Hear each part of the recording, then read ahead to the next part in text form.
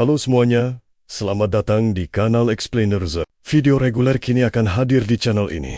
Dan sebelum episode ini dimulai, ada yang ingin kusampaikan. Dalam kisah utama kita, sang karakter utama bereinkarnasi menjadi sehelai rumput. Hal itu terjadi, dan sistemnya pun muncul, meski sedikit terlambat. Di awal episode ini, kita melihat sebuah teriakan di udara, karena seorang gadis buas bersumpah akan menggigit dan menghabisi targetnya. Sementara targetnya yang ketakutan melayang-layang, memohon ampun. Mari kita kenali Qiao Yan, seorang mantan murid biasa, kini anggota geng hewan ganas, yang mencoba kabur dari gadis itu. Berlari tunggang langgang, karena dia tiba-tiba terlempar ke dunia antah berantah ini. 1 jam sebelumnya, bukannya datang sebagai pahlawan, ia malah muncul sebagai sehelai rumput. Benar-benar sebuah penurunan level. Kini, sebagai rumput kecil, ia dikejar oleh para kultivator. Mereka sangat menginginkan rumput roh abadi yang legendaris itu, sehingga dia kini dalam bahaya besar. Dia pun menyelam ke dalam semak-semak, berharap dedaunan ini bisa menyamarkannya dan membuatnya tak terlihat. Wajah kecilnya menunjukkan kecemasan luar biasa. Mengintip keluar, si tanaman kecil itu sedang merencanakan jalan keluar dari dunia ini. Salah satu mata kecilnya bersinar penuh tekad. Namun kenyataannya, bagaimana cara meminta petunjuk dari tumbuhan lain? Bagaimana cara agar dirinya tidak dimakan? Dari persembunyiannya, perhatiannya teralih pada sosok yang sedang mandi di danau. Oh, pertemuan pertama ini mungkin akan canggung. Tiba-tiba sepasang telinga abu-abu berbulu muncul. Keduanya menjadi lebih waspada. Telinga itu bergerak-gerak, seolah merasakan ada penyusup, atau mungkin hanya tanaman aneh. Seorang gadis cantik, bertelinga dan berekor serigala, muncul dari dalam air. Dia bermain air dengan riang gembira saat berlari ke darat. Terlihat sama sekali tidak menyadari kehadiran si rumput kecil kita, yang tertegun melihatnya, dan berpikir, kenapa ada gadis serigala di zona pemula? Gadis serigala itu, dengan kilatan tajam di mata emasnya, berkeliling mencoba mencari tahu siapa yang bersembunyi di dekatnya. Ekspresinya terlihat agak bingung. Jelas, dia tak menyangka ada yang bisa menembus perisai sihirnya. Lalu matanya tertuju pada rumput roh kita yang bersinar, dan dia langsung merasakan ketertarikan pada aroma wangi tanaman itu. Hal itu membuat sang pahlawan menjerit dalam hati. Kaki belakangnya menginjak sesuatu yang licin dan berlendir. Sedikit tekanan di momen shell itu menjadi penanda. Mulutnya ternganga lebar. Dia tiba-tiba sadar pijakannya sangat licin dan dia pun terpeleset. Jatuh dengan kikuk sambil mengayunkan tangan, tepat ke arah anak rumput kita yang malang dan tak curiga. Benda itu menimpanya. Qiao Yan pun terkejut dan tergencet. Mulai terlihat seperti tumpukan hijau. Tiba-tiba, dari tubuhnya terpancar cahaya hijau yang hebat, menyinari segalanya. Menikmati cahaya yang terpancar, wajah gadis serigala tersinari cahaya itu. Ekspresinya menunjukkan keterkejutan saat energi sihir mengalirinya. Dalam sekejap, cahaya hijau itu mengubah Qiao Yan kembali menjadi manusia, yang membuatnya dan gadis serigala sama-sama terkejut, karena mereka tiba-tiba berada dalam posisi yang sangat dekat. Gadis serigala terkejut, menyadari bahwa insiden jatuhnya mereka berujung pada ciuman yang tak disenggahkan. Di tengah kecanggungan itu, Qiao Yan tak bisa menahan diri untuk mengakui bahwa gadis serigala itu sangat cantik dari dekat. Senyum kecil, puas terukir di bibirnya. Dia sedang bermain-main. Gadis serigala dengan kesal mendorongnya dan meneriakinya, "Dasar mesum!" Sementara itu, Qiao Yan panik mencoba membungkamnya. Khawatir teriakannya akan menarik perhatian yang tak diinginkan. Tapi, gadis itu tak mendengarkannya dan menancapkan tangannya. Gigi-giginya menancap. Dia menggigitnya, yang mana membuat Qiao Yan menjerit kesakitan karena terkejut. Gadis itu menggigit dengan sangat keras. Jeritannya menggema di seluruh hutan. Saat itu, dia berusaha melepaskan tangannya dengan sekuat tenaga. situasi memburuk dengan cepat. Sial bagi Qiao Yan. Jeritannya menjadi penanda lokasi. Dan para pemburu rumput roh abadi dapat langsung menentukan posisi mereka. Jantungnya berdebar kencang saat menyadari para kultivator mengincarnya. Semua ini gara-gara gadis serigala yang berisik itu. Tanpa pilihan lain, Qiao Yan memutuskan satu-satunya jalan keluar adalah kabur. Berharap dia bisa menyelamatkan gadis itu dan juga dirinya. Akan meninggalkan keduanya. Dia panik melarikan diri. Namun, dia melihat bayangan serigala yang mengerikan. Hal itu membuatnya lari lebih kencang lagi. Serigala itu sebenarnya adalah gadis serigala yang sama, yang kini menjulang tinggi di atasnya dengan ekspresi wajah sangat tidak suka. "Kau pikir mau lari kemana?" tanyanya. Dia kembali ke kehidupannya lagi, berlari sekuat tenaga.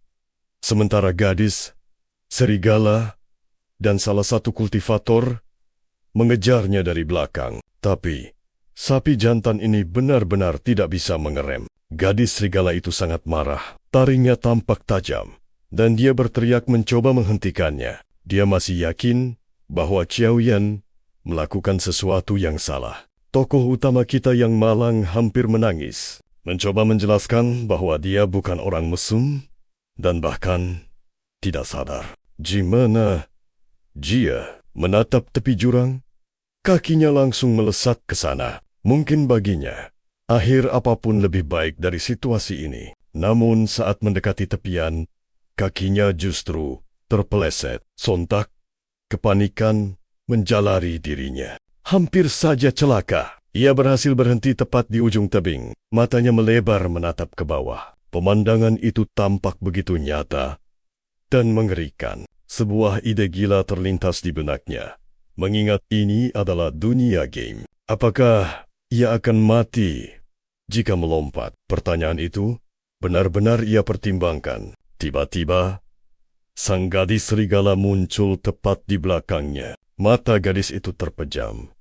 Namun, senyum licik terpasang di wajahnya, seolah menantangnya untuk melompat dan mencari tahu hasilnya. Qiao Yan seketika berlutut, menyatukan kedua tangannya. Ia memohon ampun pada gadis serigala yang tampak tak terkesan sama sekali. Jelas sekali gadis itu masih marah besar. Taringnya terlihat dan tinjunya terkepal erat. Rupanya ia belum lupakan ciuman tak disengaja mereka. Siap untuk melepaskan amarahnya. Tapi rona merah tiba-tiba muncul di pipinya saat ia menyentuh bibirnya sendiri. Sebuah celah kerentanan terungkap. Itu adalah ciuman pertamanya. Qiao Yan, sang oportunis, langsung menyeringai lebar, berpura-pura tak melihat apapun. Ia justru tampak menikmati ekspresi bingung gadis itu. Ia kembali menggoda gadis itu dengan menjulurkan lidahnya. Tepat pada saat itu, salah seorang kultivator akhirnya tiba, menghentikan pertikaian kecil mereka. Dalam momen kerjasama yang aneh, Qiao Yan dan gadis serigala serempak menatap makhluk malang itu, berteriak agar si kultivator enyah dari sana. Kultivator itu tampak kerdil. Wajahnya sudah dibanjiri oleh keringat. Saat itulah ia mengenali Lord Silverwolf yang tangguh di tengah kekacauan. Sang kultivator menjelaskan, dia memimpin pencarian harta karun dan hanya ingin bertanya. Para muridnya berdiri tegap di belakangnya. Lord Silverwolf kini bagaikan seorang bos sejati. Mengambil pose agung, ia bertanya kenapa si kultivator tak membawa persembahan jika tahu statusnya, dan beraninya mencari harta di wilayah kekuasaannya. Qiao Yan yang melihat dari samping, terkesan dengan transformasi kekuatan mendadak ini. Namun ia tak percaya cerita Lord Silverwolf yang mengumumkan bahwa harta apapun yang ditemukan di wilayahnya otomatis menjadi miliknya. Rupanya, itu adalah aturan dari klan serigala penjaga. Si kultivator dan muridnya berkeringat dingin. Mereka sadar, mengalahkan Raja Serigala yang perkasa ini akan sangat sulit. Mungkinkah aroma itu adalah aroma Sesoyun, rumput jiwa abadi? Dan sepertinya Lord Silverwolf mengetahui lokasinya. Berharap Lord Silverwolf tak menceritakan ini pada klannya. Ternyata, dia terlihat jelas sedang sibuk. Para kultivator itu memutuskan untuk mundur secara strategis, berencana membahasnya lagi nanti. Lord Silverwolf mengalihkan tatapan tajamnya kembali pada Chaoyan, memperingatkannya untuk mengingat kesuciannya. Jika dia berani menerobos masuk lagi, ia bersumpah akan menggigitnya sampai mati. Chaoyan, yang seperti biasa licik dan sedikit nakal, hanya memberi hormat sambil menyeringai, memanggil Lord Silverwolf seolah mereka teman lama. Gadis serigala itu tertegun sejenak oleh keberaniannya. Ia menyilangkan lengan, tak menyangka akan diabaikan setelah melontarkan ancaman. Sebuah rencana licik terlintas di mata Xiaoyan. Dia merasa hanya ada satu cara keluar dari situasi ini. Ia berpose santai dan dengan mulus menyarankan akan kembali lain waktu, karena ia masih punya urusan lain, yang disambut dengan tatapan tak percaya dan amarah yang memuncak. Kilatan muncul di mata Lord Silverwolf. Ia memerintahkan anak buah serigalanya untuk menyeret pemuda itu kembali ke suku mereka, yang mereka lakukan dengan senang hati. Chaoyan kini dikelilingi oleh dua penjaga serigala yang tampak sangar. Ia mencoba bernegosiasi dengan mereka, bertanya, mengapa seorang putri begitu tertarik pada orang biasa sepertinya? Salah satu penjaga, yang sepertinya komandan, tak tertarik dengan bualannya. Ia berteriak menyuruhnya diam dan segera bergerak. Kesabaran sang komandan menipis saat melangkah maju. Tak lama kemudian, mereka memasuki hutan menyeramkan yang dipenuhi es merah menyala. Semakin dalam mereka masuk, Chaoyan yakin nasibnya akan berakhir menjadi santapan serigala.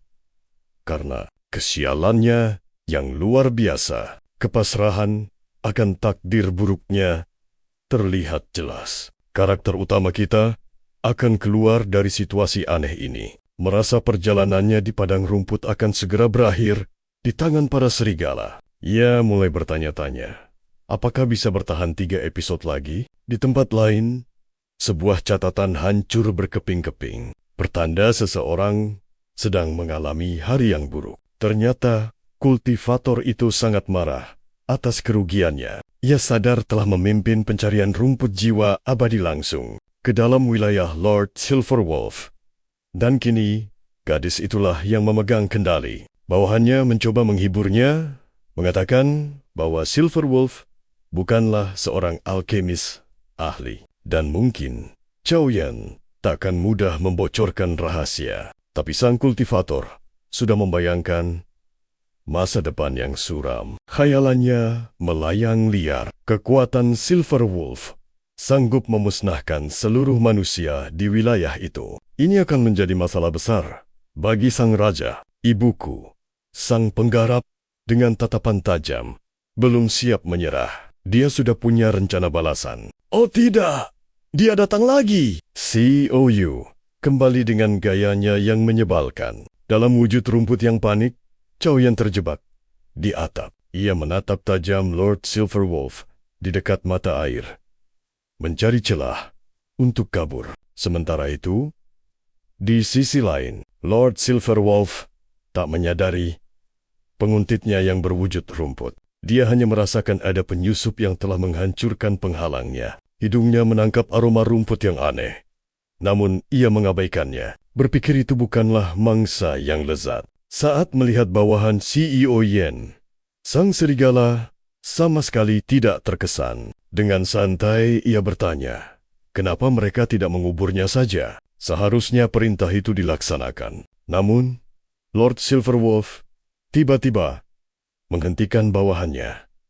Sebuah kilasan ingatan muncul. Dia teringat sesuatu. Saat pertama bertemu wanita itu, ada sepetak rumput aneh di belakangnya, persis di tempat rumput itu berada. Seoyon terkejut. Sebagai rumput, ia bisa merasakan percikan air hujan yang jatuh dari atap. Sadar bahwa rahasianya mungkin terbongkar, ia mencondongkan tubuh, berusaha mendengar percakapan mereka. Tiba-tiba, ia teringat sensasi mendebarkan itu. Saat ia menjadi manusia, setelah ciuman tak sengaja dengan CEO rumput itu, Chaoyan mendapat ide cemerlang atau mungkin sebuah ide putus asa. Selagi Lord Silverwolf sedang lengah, sesuatu terjadi. Lord Silverwolf tiba-tiba mengangkat kepala. Inderanya yang tajam merasakan pergerakan kecil. Rumput itu melancarkan serangan. Dengan tatapan nekat, ia melepaskan sulur air ke arah loker di atap. Memanggilnya untuk datang. Pahlawan rumput kecil kita terlempar oleh serangan air itu. Dan sebuah jeritan aneh keluar dari mulutnya. Lord Silverwolf tak percaya. Sebuah benda berbentuk tumbuhan melesat ke arahnya sambil menjerit. Benar-benar pemandangan yang membingungkan. Kepanikan mulai melanda Chow Yun. Saat sadar, ia akan segera mendarat. Dan parahnya lagi, dia tidak bisa berenang. Riwayatnya akan segera tamat. Ia mendarat dengan tidak elit di dada Silverwolf, menyebabkan cipratan air kemana-mana. Gadis serigala itu terkejut. Ajaibnya, Chow Yun kini kembali menjadi manusia. Bersandar di dada yang nyaman. Ia bertanya-tanya, apakah ini surga? Lord Silverwolf menatap tajam ke arah Chow Yun yang kini berwujud manusia dan meringkuk di dekatnya. Sang penyusup rumput itu dikenali. Dengan panik, ia bersikeras tidak sedang mengintip, melainkan sedang menangani suatu urusan. Sang Lord murka, penyusup itu tak hanya di atapnya, tapi kini ada di bak mandinya. Tiba-tiba, sebuah pencerahan muncul. Dengan menyentuhnya, ia menjadi manusia. Artinya, rencana kaburnya yang cerdik telah gagal total. Lord Silverwolf memegangi kepalanya. Muak dengan alasan konyol dan seluruh situasi absurd ini, suasana menjadi sangat canggung. Seorang pelayan berwujud serigala masuk, terbangun oleh keributan dan bertanya, apakah yang mulia baik-baik saja? Lord Silverwolf berusaha tetap tenang. Dengan satu tangan, ia mencoba menenggelamkan CEO Yen sambil menenangkan pelayannya, mengatakan semua baik-baik saja dan menyuruhnya keluar. Namun sang pelayan belum sepenuhnya yakin. Ia seperti mendengar sesuatu yang mencurigakan, benar-benar mencurigakan. Dengan senyum aneh, Silverwolf bersikeras, dia baik-baik saja. Sementara makhluk malang itu berjuang, hidup di bawah permukaan air. Chow Yun di bawah air benar-benar menderita. Pipinya menggembung. Diam-diam memohon pertolongan yang sepertinya takkan datang. Lord Silverwolf memberikan tekanan kuat pada bawahannya untuk segera pergi. Kesabarannya terhadap gangguan ini jelas sudah habis. Sang pelayan dengan bijak sadar ia tak boleh berlama-lama, lalu membungkuk dan pergi. Dia tak punya nyali untuk mempertanyakan tuannya lebih jauh lagi. Setelah keadaan aman, Lord Silverwolf mungkin merasa sedikit bersalah, mengulurkan tangan untuk menariknya. Tapi Chow Yun hanya mengapung, telungkup, dan tak bergerak. Kepanikan yang sesungguhnya melanda Lord Silverwolf. Dengan mata terbelalak, ia mendekat. Padahal gadis itu hanya putus asa dan berpura-pura mati. Dia hanya ingin semua ini berakhir. Jelas sekali, dalam daftar masalahnya hari ini, tenggelam secara tak sengaja tidak termasuk di dalamnya.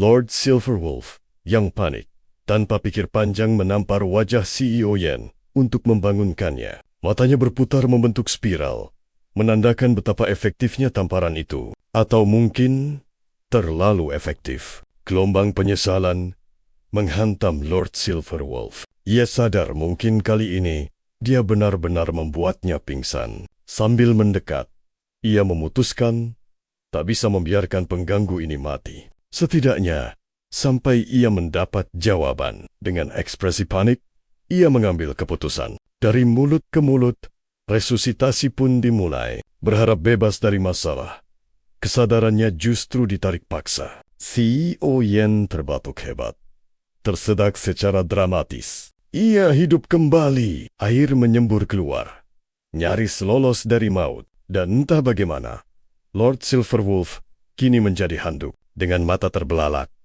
CEO Yen yang terbungkus itu duduk tegak. Ia merasakannya. Setelah semua itu, ia masih bernapas. Napasnya terengah. Dengan gembira, ia tak sadar. Sang CEO merayakan keberhasilannya, bertahan hidup dengan liar. Sementara itu, Lord Silverwolf menepuk dahi di belakang. Kesabarannya telah habis. Mencapai batasnya, ia menerkam dari belakang. Ia menerkamnya. Seoyeon yang murka menangkapnya di ambang pintu. Saat situasi menjadi genting, kehadiran Kafal menginterupsi mereka. Pria itu memanggil Lord Silverwolf sebagai putri dan memberitahunya bahwa kepala suku telah memanggil. Tiba-tiba, Tuan Silverwolf yang masih terbungkus handuk mendapat ide cemerlang. Ia merasa waktu kedatangan petugas itu sempurna. Ia melirik CEO Yen yang tampak benar-benar bingung. Sebuah pikiran terlintas. Ayahnya adalah kepala suku, ini kesempatan untuk melihat sifat asli pria itu. Sebuah ide pun terpicu. Secara mengejutkan, Lord Silverwolf menanggapi para pelamar. Dengan ekspresi lembut, ia berbalik dan menatap dengan malu-malu. Ia menyatakan bahwa hatinya telah direbut oleh orang lain. Dengan sangat dramatis, ia merangkai kisah serangan naga dahsyat dan seorang pria pemberani yang menyelamatkannya. Ia menambahkan, hukum adat mengikatnya pada sang penyelamat. Ketiga pelamar itu tentu saja sangat terkejut.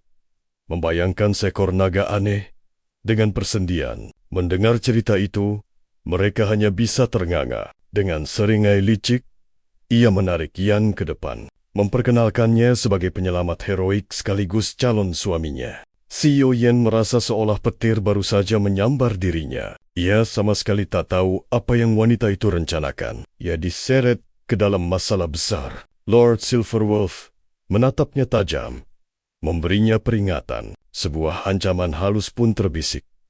Ikuti permainanku, atau anggap saja nyawamu yang tak berguna ini berakhir. Kepala suku menatap CEO Yen dengan tatapan sangat skeptis. Ia curiga dengan kisah liar putrinya itu. CEO Yen pun berkeringat deras. Namun ia berusaha tampil heroik. Dengan gugup menyombongkan diri, telah membunuh naga itu hanya dalam beberapa jurus. Sementara Lord Silverwolf di sampingnya bersorak sambil menggelengkan kepala. Wild Dog tidak percaya. Sedetik pun, ia berteriak. Mana mungkin manusia biasa bisa mengalahkan naga? Ia menuduh Seoyeon berbuat tak senonoh pada putrinya. Tiba-tiba, di mata kepala suku yang lelah, sebuah ide cemerlang, atau mungkin bencana, muncul untuk menyelesaikan kekacauan ini. Dengan bangga, ia mengumumkan sebuah kompetisi perjodohan. Pelamar terkuatlah yang akan memenangkan hati putrinya. Sementara itu, CEO Yen dan Lord Silverwolf menatap siluet besar ketiga perwakilan suku. Wajah Seoyeon memucat pasi. Ia berteriak, ia yakin kompetisi ini berarti kematian baginya. Perwakilan serigala bermata satu tampak sangat ingin bertarung dan langsung menerima tantangan itu. Sang kepala suku mengusap dagunya, merasa sangat puas. Ia yakin rencananya sempurna, takkan ada seorang pun yang bisa menolaknya. Lalu, sesosok pria berbalut emas datang. Dengan dramatis, ia berteriak menyatakan keberatan. Cahaya yang memancar darinya menyilaukan semua orang. CEO Yen memejamkan mata, berlindung dari aura menyilaukan pendatang baru itu. Kemudian, sebuah notifikasi sistem misterius muncul. Kedatangan protagonis regional dan aktivasi sistem keberuntungan telah diumumkan. Ketiga perwakilan suku itu tampak kesal melihat pendatang baru yang begitu mencolok. Pengumuman itu membuat CEO Yen bingung. Protagonis, ia mencoba memahami siapa sebenarnya pria mencolok ini. Foxman mengibaskan kipasnya, mengabaikannya, dan menyebut Flame Wolf sampah. Jelas sekali, ia meremehkannya. Sosok berbalut emas, yang ternyata adalah Flame Wolf, tersenyum dan menciptakan bola api, menunjukkan bahwa ia bukan lagi lawan lemah dari 3 tahun lalu. Dengan kilatan ganas di matanya, Flame Wolf melepaskan gelombang energi yang dahsyat. Foxman tak punya kesempatan bereaksi. Serangan api Flame Wolf melesat dahsyat bagai komet. Sebuah ledakan menggema, dan Foxman pun terlempar jauh. Ia pun tumbang, tewas seketika oleh serangan mendadak yang mengejutkan itu. Wild Dog mengamati dengan tatapan serius. Ia sadar, kekuatan serigala pirang ini sudah mencapai tingkat yang sangat tinggi. Flame Wolf kemudian berbalik dan memberi hormat pada kepala suku. Ia memanggilnya paman, yang membuat sang pemimpin cukup terkejut. Kepala suku tampak lelah. Dengan semua drama ini, ia pun langsung mempertanyakan niat kedatangan Flame Wolf yang agresif. Dengan nada menuduh, Flame Wolf mengingatkan kepala suku bahwa ia telah membatalkan janji pernikahan mereka 3 tahun lalu. Ia berkata, saat itu meridiannya hancur dan sang kepala suku dengan kejam membatalkan pertunangan mereka. Sementara itu, CEO Yen sistem memberitahunya bahwa ia adalah protagonis regional dan pembawa keberuntungan. Sebuah jendela sistem muncul, memberinya tugas penyitaan. Bingung dengan antarmuka yang berkedip seperti game, Jarian menekan tombol konfirmasi dan melihat keberuntungan yang ia raih. Sebuah misi terpampang di hadapannya. Tujuannya bersinar di depan matanya. Hentikan pernikahan serigala api, Yan Yao, atau hadapi kematian. Demi anak kita, pembicaraan ini penting. Flame Wolf dengan yakin berkata bahwa Yan Yao masih mencintainya. Mereka tak menyadari keberadaan Soyeon yang kini berjuang dalam misi hidup atau mati yang hanya bisa ia lihat.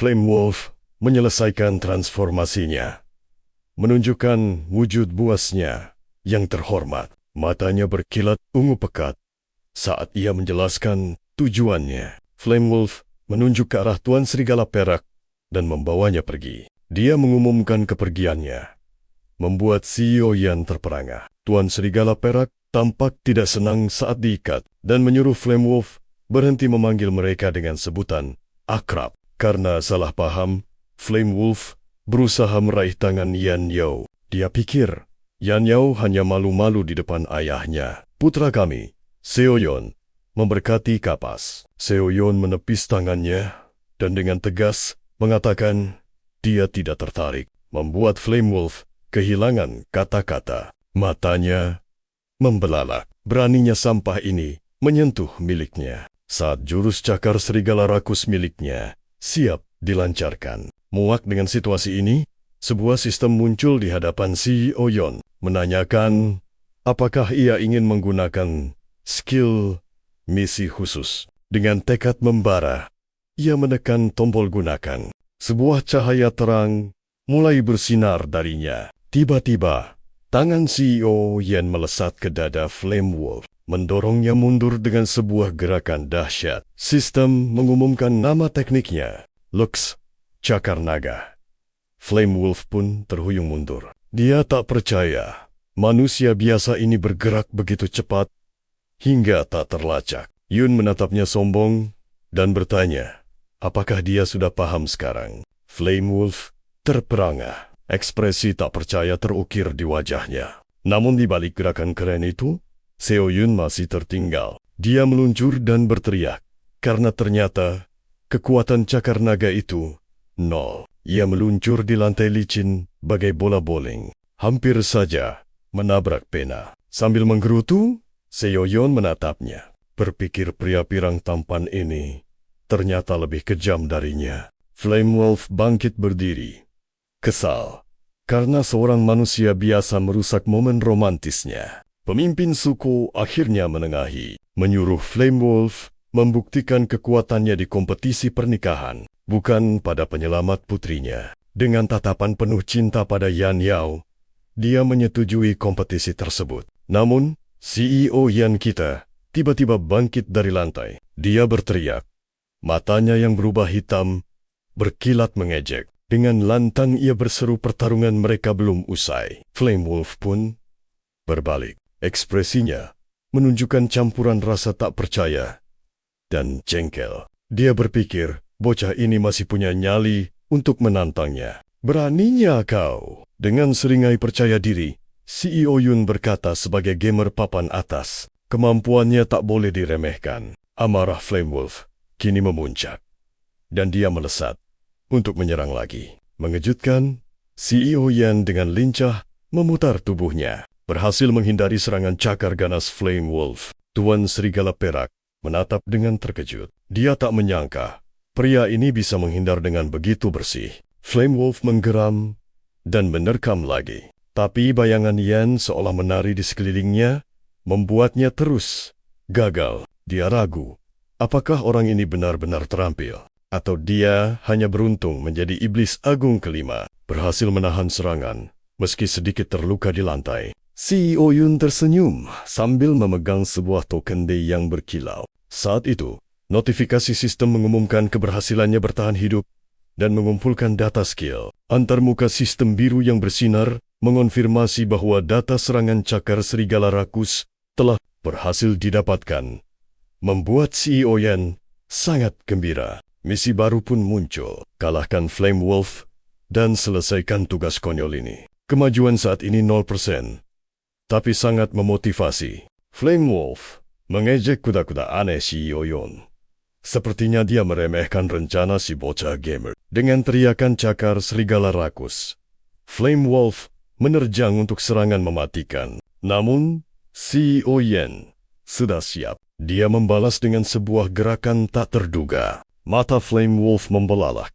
Sangat terkejut dengan apa yang terjadi. Dia tertangkap basah. Bahkan para penonton pun terkejut dan kagum melihat seorang manusia bisa melawan Flame Wolf. Tangan Seo Yun yang meniru jurus itu kini bersinar. Ia merasa sangat puas dengan kemenangannya. Dia bahkan mengejek serangan khas Flame Wolf terlalu menyedihkan. Flame Wolf kini terbaring di lantai. Dia menatap tak percaya. Bertanya-tanya, bagaimana orang tak penting ini bisa tahu jurus cakar serigala rakus. Sambil memancarkan kilau, CEO Yun dengan angkuh memperkenalkan diri sebagai sang karakter utama. Sementara itu, notifikasi sistem mengumumkan bahwa misi konyol itu sudah setengah jalan terselesaikan. Tampilan sistem CEO Yun yang keren sedikit goyah. Seseorang buru-buru mengingatkan, masih ada satu tebing tersisa. Kalau tidak cepat, nyawa taruhannya. Sontak, tokoh utama kita panik dengan kocak. Dia berpikir, setelah semua misi konyol ini, kenapa belum juga beres? Tiba-tiba, dengan suara PO yang aneh, salah satu pembangun kecil dari klan Sprout, wujudnya pun berubah. Matanya bersinar dengan cahaya hijau yang ganjil. Si kecil, CEO Yun, terlihat putus asa. Namun malah berkelakar tentang perubahan wujudnya yang aneh ini. Sistem yang serius pun langsung muncul. Sebuah peringatan muncul. Kemajuan baru separuh jalan. Dan hitung mundur kematian 30 detik telah dimulai. Kini, ada dua tunas kecil yang kebingungan. Sementara Flame Wolf hanya menonton dan timer kematian terus berjalan tanpa ampun. Yan Yao sama sekali tidak terkesan. Firasatnya mengatakan situasi kecambah ini akan menjadi masalah besar. Ternyata tunas kecil itu adalah sang CEO. Seo Yun, dia dengan panik mencari perhatian Yan Yao, memohon pertolongannya. Yan Yao sampai terlonjak kaget. Si tunas kecil pemarah itu malah mengomelinya karena diam saja saat nyawa mereka di ujung tanduk. Timer kematian terus berjalan. Si tunas tahu betul dia harus bergerak lebih cepat dari ini. Kalau tidak, mereka akan selamanya menjadi pupuk tanaman. Batas waktu hampir habis. Kini, si Wild Duck Shooter dan pemimpin suku juga berubah jadi tunas. Seo Yun, dengan tekad di tengah rasa takut, memutuskan pertaruhan nekat. Dengan tekad bulat, dia meluncur ke arah Yan Yao yang masih terkejut. Harapannya, satu sentuhan cepat bisa mematahkan kutukan tanaman ini sebelum waktu habis. Namun tiba-tiba, seberkas cahaya hijau terang menyembur dari tunas itu. Cahaya itu telak mengenai Yan Yao, membuatnya terdorong mundur. Si tunas CEO, Seo Yun, mendarat dengan mulus di dada Yan Yao. Wajahnya menunjukkan ekspresi yang sangat puas. Wajah Yan Yao langsung memerah. Dia menatap tak percaya, berpikir apa maunya si tanaman kecil pemberani ini. Seketika, cahaya hijau yang menyilaukan meledak dengan kekuatan sihir dahsyat. Itu adalah pertanda perubahan besar. Dan begitu saja, Seo-yeon kembali ke wujud manusianya. Dia memasang pose pahlawan di hadapan Yan Yao yang kebingungan, menikmati kepercayaan dirinya yang baru. Seo-yeon membungkuk lebih dekat, lalu membisikkan sesuatu yang membuat mata Yan Yao terbelalak. Sebuah kejutan yang memalukan. CEO Yan menghela napas lega. Sistem mengonfirmasi gertakan konyolnya berhasil menyelamatkannya dari takdir menjadi pupuk. Nyawanya selamat. Yan Yao masih berusaha mencerna semuanya. Tapi, sebelum mereka bisa tenang, Flame Wolf melangkah maju dengan dramatis. Dia memprotes bahwa diskusi kompetisi ini belum berakhir. Flame Wolf tampak sama sekali tidak terkesan. Dia melempar tatapan meremehkan. Jelas merasa dirinya adalah kandidat utama. Dia sedang tidak ingin main-main. Flame Wolf berdaham. Dan dari belakang, Wild Dog Shooter ikut menyahutinya. Keduanya meragukan klaim hebat CEO Yan yang katanya telah mengalahkan naga dan monster buas. Flame Wolf menunjuk dengan tajam. Dia bilang, CEO Yan sama sekali tidak memenuhi syarat untuk ikut kompetisi ini. Dia menuduhnya hanya memakai tipu daya licik. Tiba-tiba, sebuah gerakan cepat melintas di depan wajah Flame Wolf. Bukan tamparan, tapi sebuah cengkeraman. Dengan senyum berbahaya, Yan Yao mensingkerong. Dagu Flame Wolf menghentikan ucapannya. Mata Yan Yao berkilat tajam, seolah menantang kecerdasan dan keberanian pria di hadapannya itu. Yan Yao mencondongkan tubuhnya lebih dekat. Senyum dinginnya sukses membuat Flame Wolf benar-benar terkejut. Sang pemimpin suku Lord Silverwolf mengusap dagunya. Dia tampak mendapat ide cemerlang. Sementara cengkeraman Yan Yao belum terlepas, suasana tiba-tiba berubah. Para anggota suku yang lain tampak terkejut dengan pergantian situasi yang begitu cepat. Lord Silverwolf lalu dengan antusias berkata pada CEO Yan, untuk memenangkan rasa hormat mereka, dia hanya perlu menemukan korps naga gabungan dan membawa kembali mayat mereka. Seo-yeon menunjuk dirinya sendiri. Wajahnya penuh dengan rasa tak percaya. Dia mulai bertanya-tanya, apa dia salah masuk ke acara perekrutan orang-orang yang ingin cepat mati? Dengan wajah puas, si pemimpin suku bilang kalau mengalahkan naga adalah tugas yang sangat mudah. Untuk calon menantu terhormat, CEO Yan benar-benar marah dalam hati. Merasa sudah muak, Seo-yeon pun langsung mengumumkan akan pergi dari sana. Dia tak sudi menjadi mangsa naga. Yan Yao, yang terkejut dengan kepergiannya yang tiba-tiba, memanggilnya dari belakang. Dengan aura penuh tekad, CEO Yan menyatakan dia tidak akan ikut campur. Dia dengan tegas menolak misi bunuh diri itu. Namun, saat dia melangkah pergi, sebuah misi sistem baru muncul, memerintahkannya untuk mendapatkan pengakuan suku sebagai menantu kepala suku. Wajah Seo-yeon langsung pucat. Sistem memperjelas misinya. Bunuh naga gabungan itu, atau hadapi hukuman mati yang kematian pasti di depan mata. Amarah Koyu meledak. Sistem kembali menjatuhkan hukuman mati untuknya. Sebuah quest muncul dengan hitungan mundur singkat. Di ambang maut, pahlawan kita mengambil langkah tak terduga. Dengan putus asa, ia memohon. Di hadapan Lord Silverwolf, ia bersujud. Air mata pun menggenang di matanya. Ia menanyakan rute terpendek menuju sang naga. Lord Silverwolf mengelus janggutnya, merasa puas. Kemudian, ia bertanya, apa mahar untuk menikahi putrinya? Tamatlah. Sudah.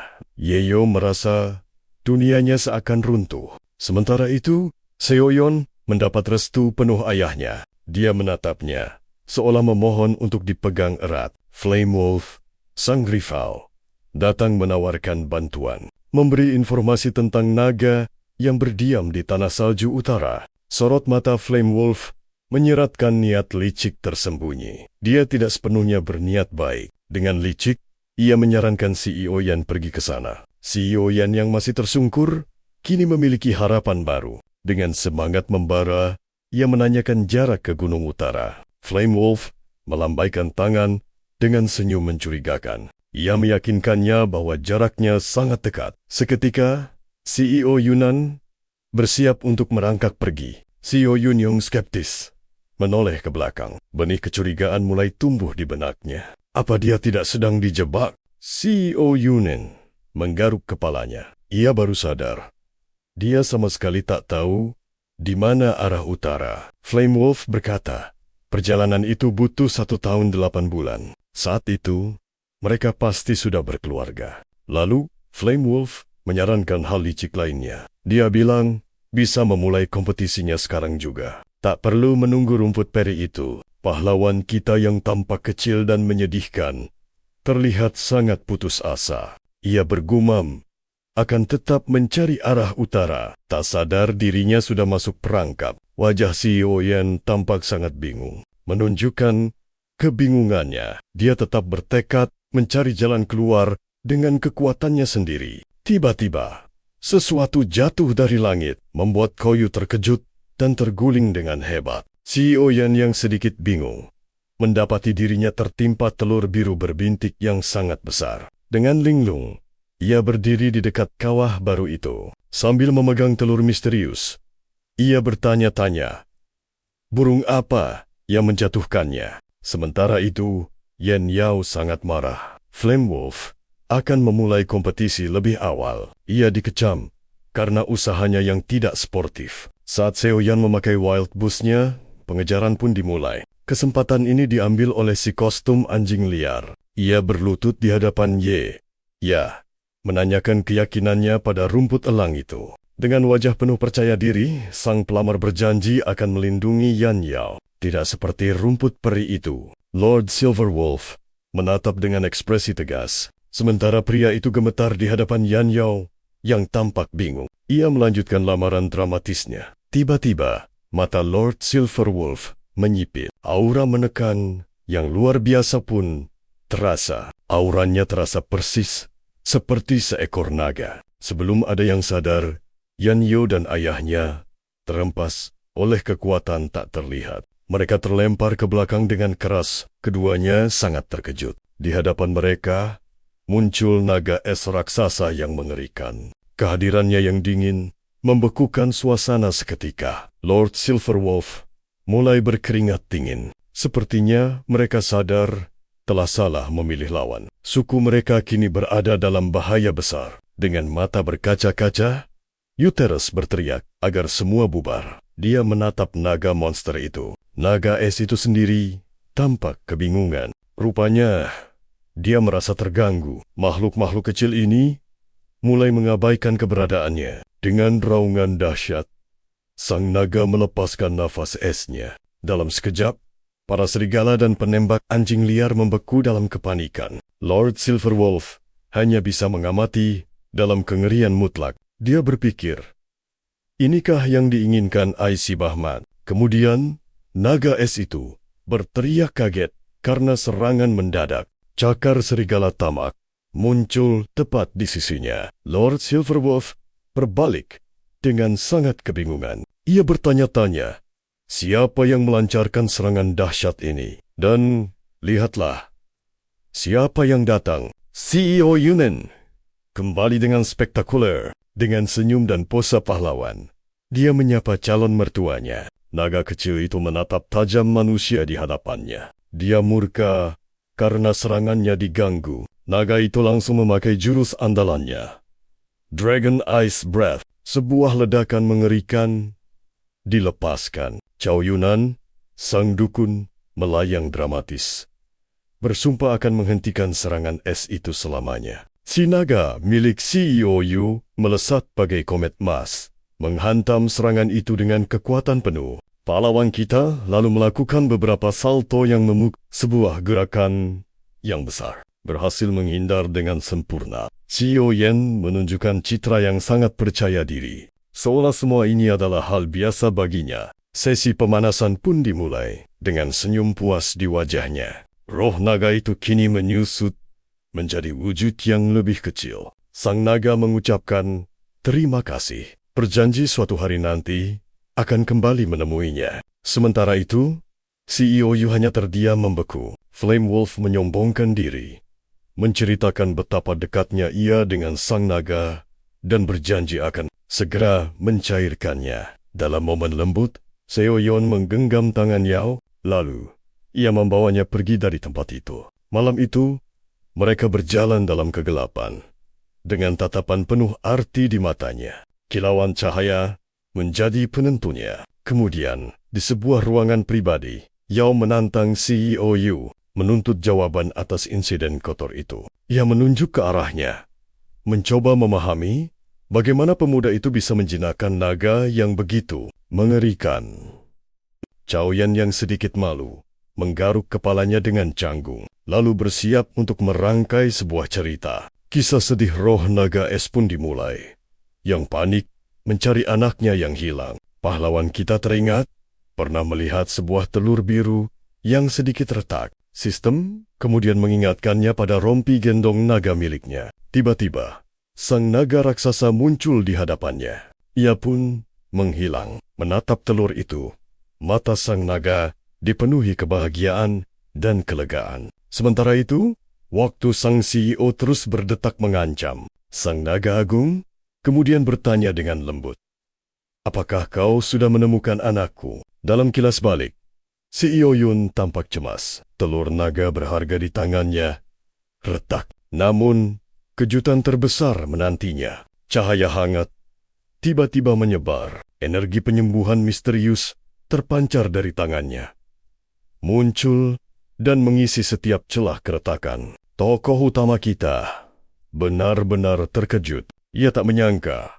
memiliki kekuatan penyembuhan yang bahkan tak pernah ia sadari. Sebuah penemuan yang sangat berharga. Kini, sang naga es begitu berterima kasih padanya. Ia secara resmi berterima kasih pada pahlawan kita. Kemudian, sang naga menyenggol Seo Yon dengan lembut, mengatakan bahwa ia tahu pemuda itu bisa dipercaya. Aura suci terpancar dari matanya. Sang naga mulia berkata, "Ras kami selalu membayar hutang," lalu memintanya mengajukan satu permintaan. Wajah CEO Yun langsung bersinar cerah, bagaikan bertemu naga pengabul permintaan. Dengan cerdiknya, ia meminta sang naga untuk memenuhi keinginan kecilnya dengan memamerkan sedikit kekuatan. Dan sang naga pun membantunya kembali ke masa kini. Tawa Seo Yon membuat rekannya penasaran mengapa ia begitu senang. Begitulah ceritanya. Lord Silverwolf berdeham, menarik perhatian. Ia mengumumkan secara resmi bahwa klaim Yeyo telah terbukti benar, dan dialah pemenang kompetisi ini. Gelar pemenang telah diraih. Penembak licik itu kini ketakutan. Sementara Frozen Flame Wolf harus tersingkir dari kompetisi. Ia mencoba untuk bersembunyi. Tapi tunggu! Tantangan baru muncul. Seorang pemuda serigala pirang melangkah maju mengajukan klaimnya. Di hadapan Lord Silverwolf, ia mendekati Yeyo, menceritakan tentang janji pernikahan masa kecil. Pria pirang itu tampak begitu putus asa. Yen menggenggam tangan Yao. Raut wajahnya mulai tampak kesal. Cao Yan hanya menatap rival barunya dengan keringat dingin. Ia sempat berpikir untuk menyerah. Namun, sebuah quest baru yang tegas muncul. Matanya terbelalak ngeri saat sistem menjelaskan dengan dingin. Menyerah berarti kematian yang sesungguhnya. Seketika, segalanya berubah. Kini, dengan semangat baru, Cao Yan dengan berani menantang Flame Wolf yang bertanggung jawab atas masalah sebelumnya. Tantangan itu diterima dengan tangan terbuka. Lord Silverwolf pun mengumumkan dimulainya ronde pertama. Tanpa buang waktu, Flame Wolf langsung melesat maju. Inilah bentrokan para raksasa. Keduanya melepaskan jurus andalan mereka. Cakar serigala serakah yang dahsyat. Dua energi emas dahsyat beradu dalam ledakan yang menggelegar. CEO Yu berdiri dengan angkuh saat sistem menyatakan ia kebal dari serangan itu. Serangan itu tak mempan. Flame Wolf menggeretakkan giginya, bersiap melancarkan tebasan kuat sekali lagi. Lord Silverwolf menatap tak percaya. Ia benar-benar bingung. Seoyeon keluar dari bentrokan dahsyat itu tanpa satu goresan pun. Tak mau menyerah, Flame Wolf kembali melancarkan serangan cakar serigala serakahnya. Serentetan serangan cepat menghujaninya, mencoba menghancurkan Seoyeon. Namun ia menahannya, sementara sistem dengan cermat menganalisis serangan itu. Hanya beberapa goresan muncul di tangannya. Tapi dengan senyum puas, sistem mengonfirmasi adaptasinya selesai. Ia kini memiliki pengurangan kerusakan dan kecepatan pemulihan.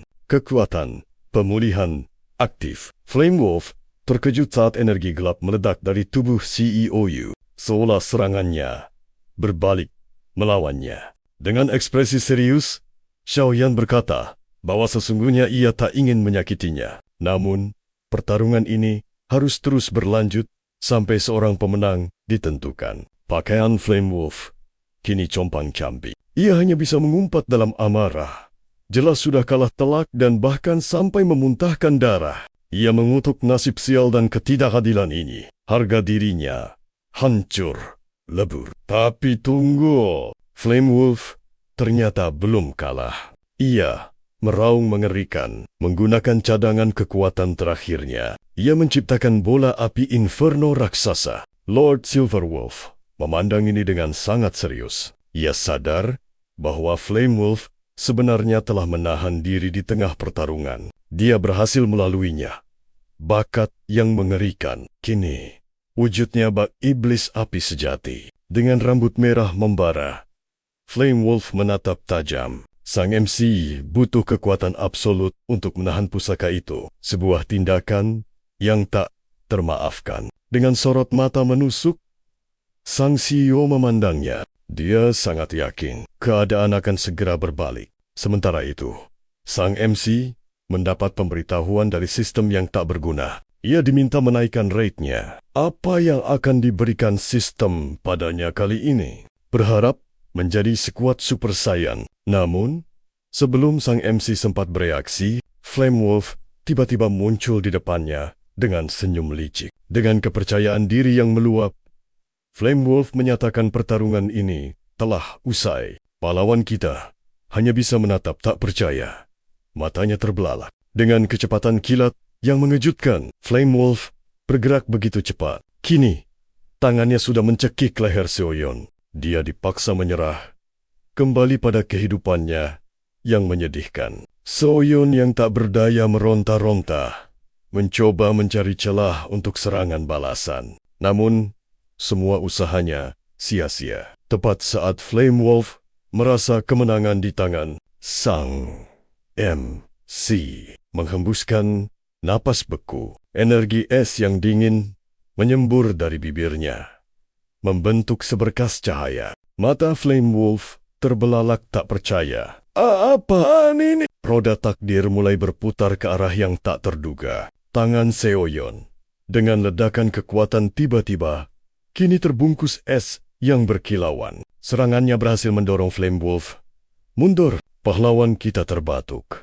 saat sistem memberitahunya analisis Ice Breath baru mencapai 50%. Namun, jelas ini adalah kemampuan baru yang sangat menguras tenaga. Melihat Seoyeon kelelahan, kepercayaan diri, Flame Wolf kembali membara. Dalam benak Flame Wolf, 50% saja sudah cukup untuk ini. Tangannya mulai sedikit beku. Dia menyadari Seoyeon jauh lebih licik dari dugaannya. Seoyeon dengan cerdik menahan serangan apinya menggunakan es. Tapi Flame Wolf hanya menanggapinya dengan ejekan. Dia menyombongkan kekuatan superior tahap 6 miliknya. Seketika, area itu berubah menjadi neraka yang mengerikan. Melayang di tengah lautan api suci, Flame Wolf mendeklarasikan, es saja takkan mampu menahan kekuatan sejatinya. Dengan raungan murka, dia melepaskan jurus pamungkasnya, Blazing Flame Wolf. Sekumpulan serigala api raksasa melesat cepat ke arah Seoyeon. Mata sang komandan terbelalak. Apakah ini hanya main-main? Atau dia sudah memahami sesuatu? Pemandangan serigala api itu benar-benar mengerikan. Dengan kekuatan penuh, serangan itu meluncur ke arah Seoyeon. Menyaksikannya dengan ngeri, Xiaoyan berteriak. Kecemasan yang mendalam terdengar jelas dalam suaranya. Lord Silverwolf mengingatkannya dengan dingin. Ingat, ini adalah pertarungan sampai mati. Yan Yao memohon, takut Xiaoyan akan terbakar hidup-hidup. Namun di tengah kepungan api, Xiaoyan hanya mengerutkan dahi. Sistem memberi peringatan. Serangan terlalu cepat untuk dianalisis. Flame Wolf menyeringai dingin, menyuruhnya untuk pasrah, menerima kematian. Meski berada dalam situasi genting, pahlawan kita justru tersenyum di tengah kobaran api yang panas. Flame Wolf tiba-tiba terkejut saat merasakan hawa dingin yang menusuk dari arah Xiaoyan. Puncak es raksasa terbentuk, hembusan frozen breath dahsyat keluar dari mulut Xiaoyan. Siap melawan api itu. Yan Yao menatap tak percaya. Dia langsung mengenali teknik itu. Kekuatan es yang luar biasa itu adalah kemampuan khusus klan naga. Dia tak habis pikir. Bagaimana bisa si gila Xiaoyan ini melakukannya? Dia benar-benar mempelajari teknik naga hanya dengan melihatnya. Flame Wolf melolong marah, berteriak bahwa Xiaoyan akan menyesali perbuatannya. Xiaoyan menjawab dengan dingin. Menyalahkan takdir adalah alasan bagi yang lemah. Kemudian, sistem dengan bangga mengumumkan analisis Frozen Breath. Selesai. Flame Wolf menatap tak percaya saat menyadari artinya. Bocah cerdas itu menggunakan kekuatan napas dinginnya untuk membalikkan keadaan. Kini, Xiaoyan melayang di atasnya dengan tekad membara. Dia memperingatkan lawannya, bersiaplah untuk apa yang akan datang. Ekspresi Flame Wolf berubah menjadi kesakitan. Sebuah tinju es menghantam rahangnya. Flame Wolf yang perkasa terlempar ke udara. Tubuhnya terpelanting ke belakang. Benar-benar kalah telak. Xiaoyan mendarat dengan penuh percaya diri. Saat debu mereda, dia mengamati dengan tenang. Dia mengamati Flame Wolf yang terkurung dalam es ciptaannya. Pertarungan yang sengit kini telah berakhir. Xiaoyan mendapat notifikasi sistem. Jurus pamungkas milik Flame Wolf kini menjadi miliknya. Dia bertanya pada musuhnya, "Sudahkah kau lihat pelajaran sesungguhnya dari kekuatan sang protagonis?"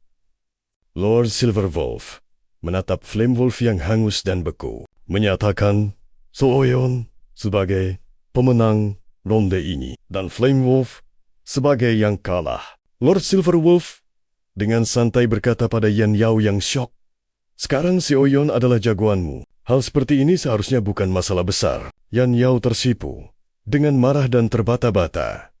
Dia pun setuju. Dia jelas terlihat gugup, namun berusaha keras untuk tetap tenang. Tepat saat Lord Silverwolf mengumumkan Xiaoyan akan mewakili mereka, Flame Wolf yang terluka terhuyung maju. Dia mengajukan keberatan. Xiaoyan merasa sangat frustrasi dan muak. Apa si bodoh keras kepala ini? Senang dihajar berulang kali, seperti pecundang yang tak terima.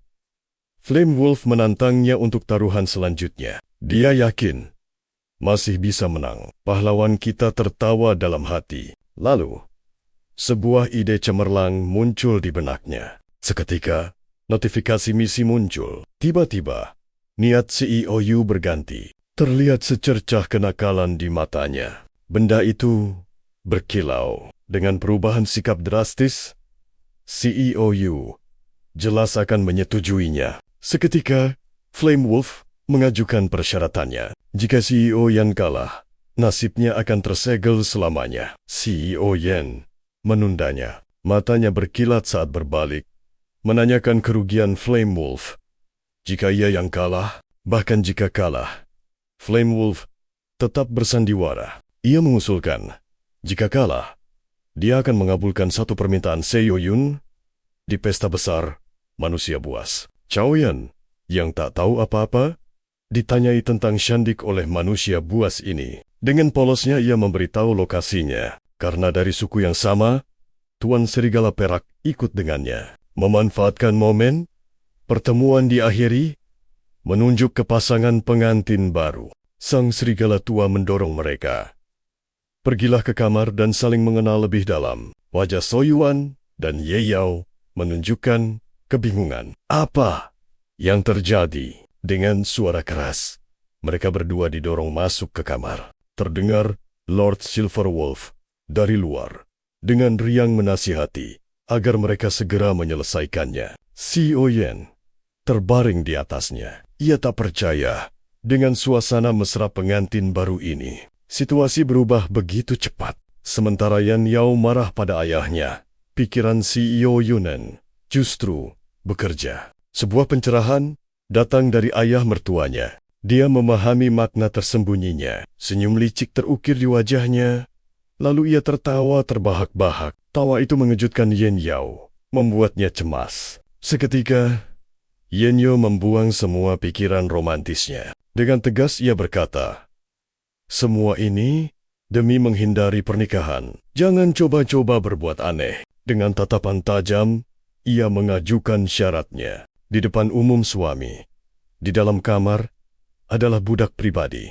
Sebuah kesepakatan yang tak pernah terbayangkan oleh pahlawan kita. Xiao Yunan, ketakutan pada istri barunya, memohon untuk dilepaskan. Yan Yao berkata, 2 hari lagi mereka ke pesta manusia buas. Lalu menanyakan soal siaran langsungnya. Apa kau tertarik untuk ikut? Mengingat traumanya, To Yavan menolak tegas. 2 hari kemudian, dia tertimbun barang.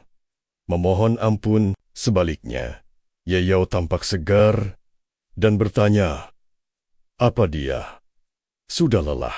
Dia justru menunjukkan kegembiraan untuk menghadiri pesta manusia buas. Toh, Ko Yavan yang akan membawa semua barangnya. Ye Yao malah bersantai, menikmati cuaca, sementara budaknya bekerja keras. Sikapnya benar-benar menyebalkan. Tiba-tiba, perjalanan mereka terhenti. Beberapa belati tajam melesat cepat ke arah mereka di udara. Meski tertimbun barang, insting pelindung CEO Yan bangkit. Ia segera bergerak melindungi Yan Yao. Dengan mudahnya, ia memutar tubuh dan menghancurkan semua proyektil itu. Serangan penyergapan ini berhasil dihindarinya.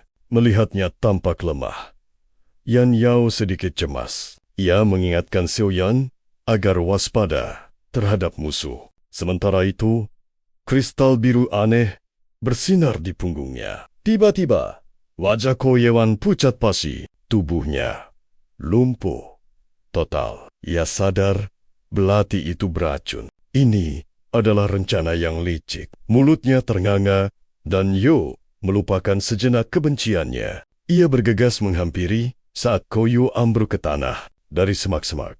Sekelompok penyerang muncul. Mereka merasa sangat beruntung. Namun, tatapan Ye Yao begitu tajam, seolah bisa membelah baja. Dia sangat murka dengan taktik licik ini. Tapi, plot twist terjadi. Salah satu penyerang tiba-tiba jatuh tersungkur. Ye Yao memancarkan aura alfanya, mempertanyakan nyali para penyerang itu. Beraninya mereka menyerang anggota suku Serigala Perak? Tapi, tunggu, entah bagaimana, Ko Yan berhasil bangkit berdiri. Senjata rantai telah ia rebut. Saat Yan Yao terkejut, seorang pembunuh misterius muncul di kejauhan, mengklaim kemenangan. Katanya, senjatanya senyap dan mematikan. Ye Yao menatapnya marah. Si pembunuh malah mengklaim telah menyelamatkan nyawanya. Ia berkata, Ko Yavan takkan bisa lari sekarang. Senjata spesial pelacak jiwa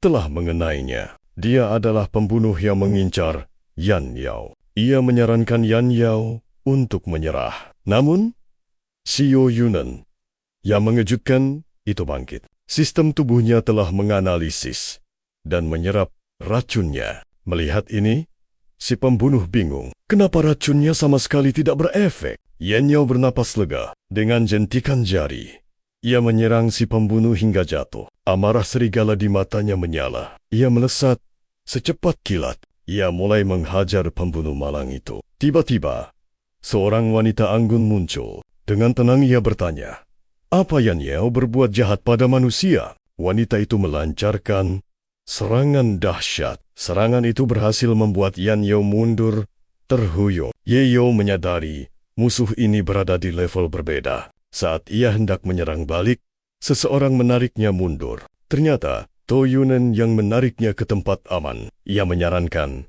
untuk mengenali musuh dulu. Yan Yao marah dan menyebutnya pengecut. Ko Yunan berkomentar sinis.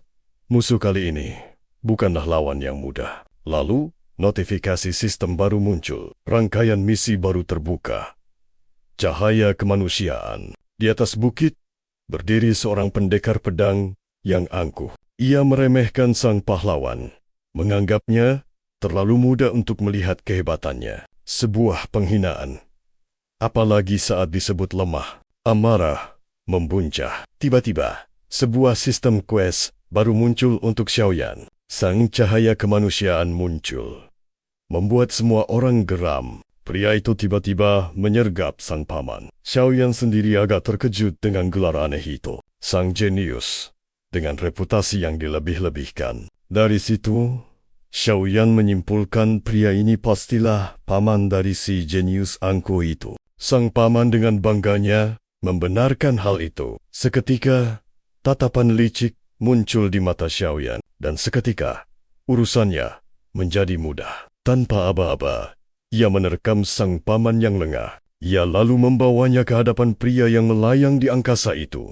Memanggil sang cahaya kemanusiaan, ia membawa kiriman spesial. Sang jenius menatap dingin ke bawah, sementara pamannya memohon untuk diselamatkan. Sang prodigy itu hanya mengejek kelemahan pamannya sendiri. Ia sama sekali tidak menunjukkan belas kasihan. Zhu Fayu menjawab dengan nada jengkel. Menurutnya, manusia memang lemah secara alami. Hanya segelintir yang bisa menandingi kekuatannya. Xiaoyan menantangnya.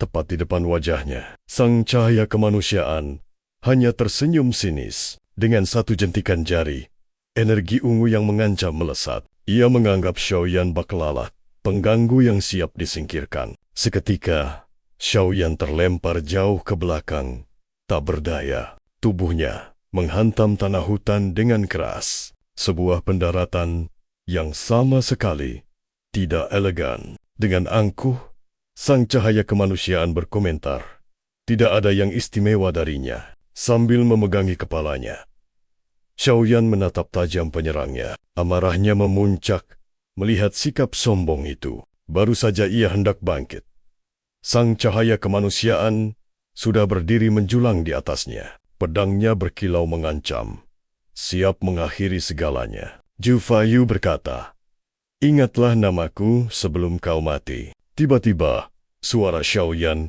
memecah ketegangan. Zhu Fayu menoleh ke belakang dan melihatnya berdiri di sana. Dengan santai ia berbicara. Otaknya bekerja bak seorang ahli strategi. Ia selalu punya kartu as. Ia memperingatkan Zhu Fayu, jika sesuatu terjadi padanya, sang paman juga akan ikut celaka. Wajah Zhu Fayu mengeras karena marah. Zhu Fayu mencemooh keberanian Xiaoyan yang nekat mengancamnya. Sambil menyeringai, Xiaoyan menempelkan pisau ke leher pamannya. Sang paman yang ketakutan pun berteriak meminta tolong pada keponakannya. Sistem Xiaoyan berbunyi. Misi membuat marah cahaya kemanusiaan selesai. Namun, misi baru yang lebih berat langsung muncul. Misi baru. Bertahan dari serangan dan kabur dengan menggunakan skill tangan cakar naga. Xiaoyan terkejut. Ia bertanya-tanya, apa Zhu Fayu peduli pada sanderannya? Sang paman sendiri tampak kebingungan. Dengan dingin, Zhu Fayu menyebut pamannya sebagai aib keluarga. Ia bahkan berjanji akan memberinya pemakaman yang layak. Artinya, ia akan membiarkan pamannya mati begitu saja. Xiaoyan dan sang paman menatap tak percaya mendengar deklarasi kejam itu. Tanpa membuang waktu, Zhu Fayu melepaskan gelombang energi pedang dahsyat. Serangan itu melesat lurus ke arah mereka berdua. Mereka harus segera menghindar. Sang cahaya kemanusiaan lalu melancarkan tebasan energi pedang yang lebih dahsyat lagi. Xiaoyan menarik pamannya menjauh sambil berteriak. Ia tak habis pikir. Zhu Fayu tega menyerang kerabatnya sendiri. Dasar orang gila! Zhu Fayu terdengar kesal karena Xiaoyan berhasil lolos dari serangan mendadak itu. Xiaoyan mengingatkannya soal ikatan darah mereka. Tapi, Zhu Faiyu sama sekali tidak peduli dengan hal itu. Ia menyatakan pengorbanan pamannya adalah akhir yang mulia demi umat manusia. Xiaoyan terperangah oleh kegilaan pria ini. Pria ini benar-benar tidak peduli pada keluarganya. Zhu Faiyu melangkah maju. Posturnya menunjukkan tekad yang bulat. Mata Xiaoyan kini bersinar hijau penuh tekad. Ia bersiap membalas. Ia melepaskan napas beku. Namun Zhu Faiyu menepisnya dan membalas dengan tebasan pedang raksasa. Xiaoyan berhasil menghindari pedang melayang itu. Ia melindungi diri di bawah serangan energi itu. Dengan cepat ia menyuruh pamannya melempar sesuatu untuk mengalihkan perhatian keponakannya. Namun Zhu Faiyu pasti akan mengabaikan pamannya yang lemah itu. Wajahnya menunjukkan rasa jijik pada taktik rendahan ini. Sang cahaya kemanusiaan berbalik dengan tatapan dingin. Saat semua mata tertuju padanya, Xiaoyan memanfaatkan celah itu. Sebuah senyum licik terukir di wajahnya. Saat itulah ia melancarkan serangan kejutan. Tangan cakar naga miliknya langsung mengarah ke bokong Zhu Faiyu yang lengah. Mata Zhu Faiyu melotot tak percaya. Sebuah jeritan tertahan keluar dari mulutnya akibat serangan tak terduga itu. Serangan itu mendarat tepat sasaran. Sang cahaya kemanusiaan yang agung itu pun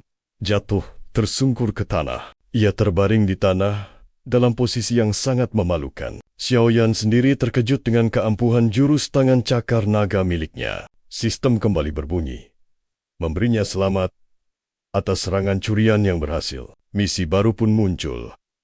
Kalahkan sang cahaya kemanusiaan. Xiao Yuan dibuat pusing oleh misi barunya. Sistem ini seolah sengaja ingin menjatuhkan sang jenius. Terlalu cepat. Zhu Faiyu yang murka melancarkan serangan mematikan. Xiaoyan yakin sistem ini memang dirancang untuk menyiksanya. Sementara itu, Faiyu terlihat sangat murka.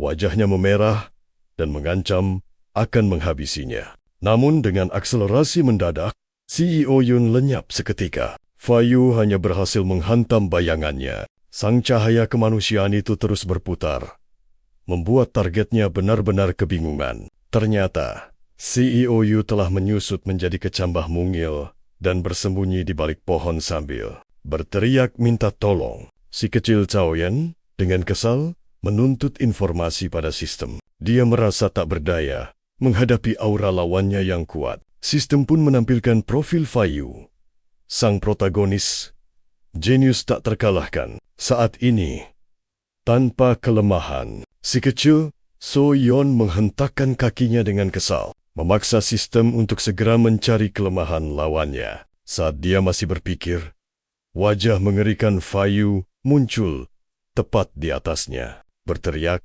bahwa dia telah menemukannya. Dia menangkap si kecambah kecil, membuat Xiaoyan yang malang menjerit. Faiyu mengira wujud mungil ini hanyalah ilusi. Dia mengabaikannya. Tiba-tiba, Yan Yao yang gigih muncul, membantu dalam upaya penyelamatan CEO muda itu. Dia mengangkat Yun dan melemparkannya ke Faiyu yang murka, bagaikan sebuah proyektil hidup. CEO kita, si kecambah Yu, justru terpesona. Matanya berubah bentuk hati. Yan Yao kesal dan menyuruhnya fokus melarikan diri.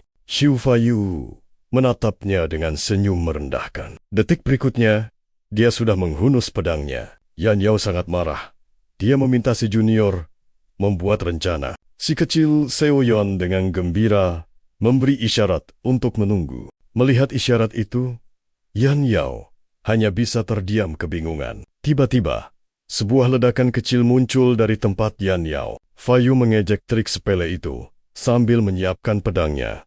Energi ungu bergemuruh di sekitarnya. Dengan gerakan dramatis, dia melepaskan aura membara, menciptakan serangan serigala raksasa yang mengerikan. Serigala itu meraung, menerkam ke arah mereka berdua. Dari kejauhan, CEO kecil kita mengintip dengan cemas. Dia menelan ludah, gugup, sadar bahwa sang cahaya kemanusiaan telah menambahkan elemen berbahaya ke dalam serangannya. Sebuah skill tambahan diaktifkan. Ledakan dahsyat mengguncang hutan, asap dan puing membubung tinggi akibat amukan serigala api. Akibat ledakan itu, Yan Yao terhempas menabrak pohon. Dia menjerit kesakitan. CEO kecambah segera melesat menolongnya. Dia mendekapnya erat. Bersandar di pohon, Yan Yao yang ada di pelukannya menatapnya dengan ragu. Berpikir, apakah triknya ini benar-benar berguna? Sang jenius berhasil dilumpuhkan. Sementara itu, CEO kecil Yan hanya terkekeh puas. Jelas sekali dia menikmati momen nyaman ini, bahkan memanfaatkan posisinya yang sangat strategis. Seketika, CEO Yan kembali ke ukuran normalnya. Wajahnya dengan nyaman terbenam di dada Yan Yao, seolah ingin selamanya di sana. CEO Yan memejamkan matanya, menikmati sepenuhnya kenyamanan yang tak terduga ini. Tiba-tiba, Yan Yao tersadar. Saat menyadari posisi kepala CEO Yafan, wajahnya langsung memerah karena malu. Sambil berteriak marah, dia mendorongnya menjauh, menuduhnya pria mesum. Dengan wajah memerah, Yan Yao memperingatkannya untuk tidak mendekat. CEO Yan membela diri, berkata pelukan itu terjadi begitu saja. Di sisinya, Yan Yao bahkan menolak untuk menatap wajahnya. Mengabaikan suasana canggung, CEO Yan dengan cepat bertanya pada sistemnya. Dia bertanya tentang kelemahan lawannya. Sistem pun memberikan info mengejutkan. Zhu Faiyu punya trauma masa kecil terhadap air. Melihat sistemnya bisa membongkar data mentah seperti itu, CEO Yan merasa sangat terkejut. Mempertimbangkan info ini, danau di dekat mereka adalah tempat yang sempurna. Aku hanya perlu satu umpan saja, gumamnya. Tiba-tiba, sebuah ide cemerlang terlintas di benak CEO Yan. Senyum licik pun langsung terpasang di wajahnya. Dia menoleh pada Yan Yao dengan penuh semangat, berkata butuh bantuannya untuk melancarkan sebuah rencana besar. Meski terlihat sedikit bingung dengan rencana misteriusnya, Yan Yao akhirnya setuju. Zhu Faiyu tersenyum angkuh seperti biasa saat CEO Yan akhirnya muncul dari persembunyiannya. CEO Yan dengan berani menunjuk ke arah Faiyu, menyatakan tak akan lari lagi dan akan bertarung sampai mati. Sang cahaya kemanusiaan pun dengan angkuh menerima tantangannya. Yan Yao pun menjalankan bagiannya dari rencana itu. Saat Zhu Faiyu melompat ke udara, tanah di bawahnya tiba-tiba berubah menjadi air dan menjeratnya. Zhu Faiyu kini terjerembab di kolam yang baru terbentuk. Sementara seekor bebek karet lucu mengapung melewatinya. Sementara itu, CEO Yan dengan angkuh menyatakan misi selesai. Faiyu terlihat basah kuyup dan tak sadarkan diri. Dia menarik sang jenius itu keluar dari air. Sementara Yan Yao berdiri berkacak pinggang, menanyakan langkah selanjutnya. Dengan senyum penuh arti, Su Yun berkata bahwa Faiyu harus tetap hidup. Menjaganya sangat penting untuk masa depan. Meski itu berisiko. Bila pedang terangkat, memancarkan aura membunuh, Koyon bertekad untuk melenyapkan ancaman ini untuk selamanya. Namun, saat pedangnya nyaris menyentuh leher Faiyu, gerakannya mendadak terhenti. Keraguan terlintas di wajahnya. Pedangnya perlahan turun. Niat membunuh itu sirna. Seo Yun kesal, merutuki kebaikannya sendiri. Seo Yun merasa semua ini sangat aneh. Tiba-tiba, mata Phoenix terbuka dengan kilatan berbahaya. Kesadarannya pulih dalam sekejap. Yan Yao seketika menjadi panik. Ia sadar kesempatan emas mereka telah hilang. Namun Koyon, sang pemegang pedang, tetap terlihat tenang. Koyon mencoba menjaga harga dirinya, berkata tak akan menyerang musuh yang lemah. Faiyu yang bangkit menatap tajam, lalu kembali menantangnya. Pertarungan berikutnya telah dijanjikan. Saat Yan Yao pergi hidup-hidup, kondisi mental Koyon mulai diragukan. Tiba-tiba, kilatan baru muncul di mata Koyon. Ia meraih tangan Yan Yao, memberi isyarat untuk segera pergi dari tempat itu. Kini, keduanya duduk di dahan pohon, mengintai dua orang di bawah.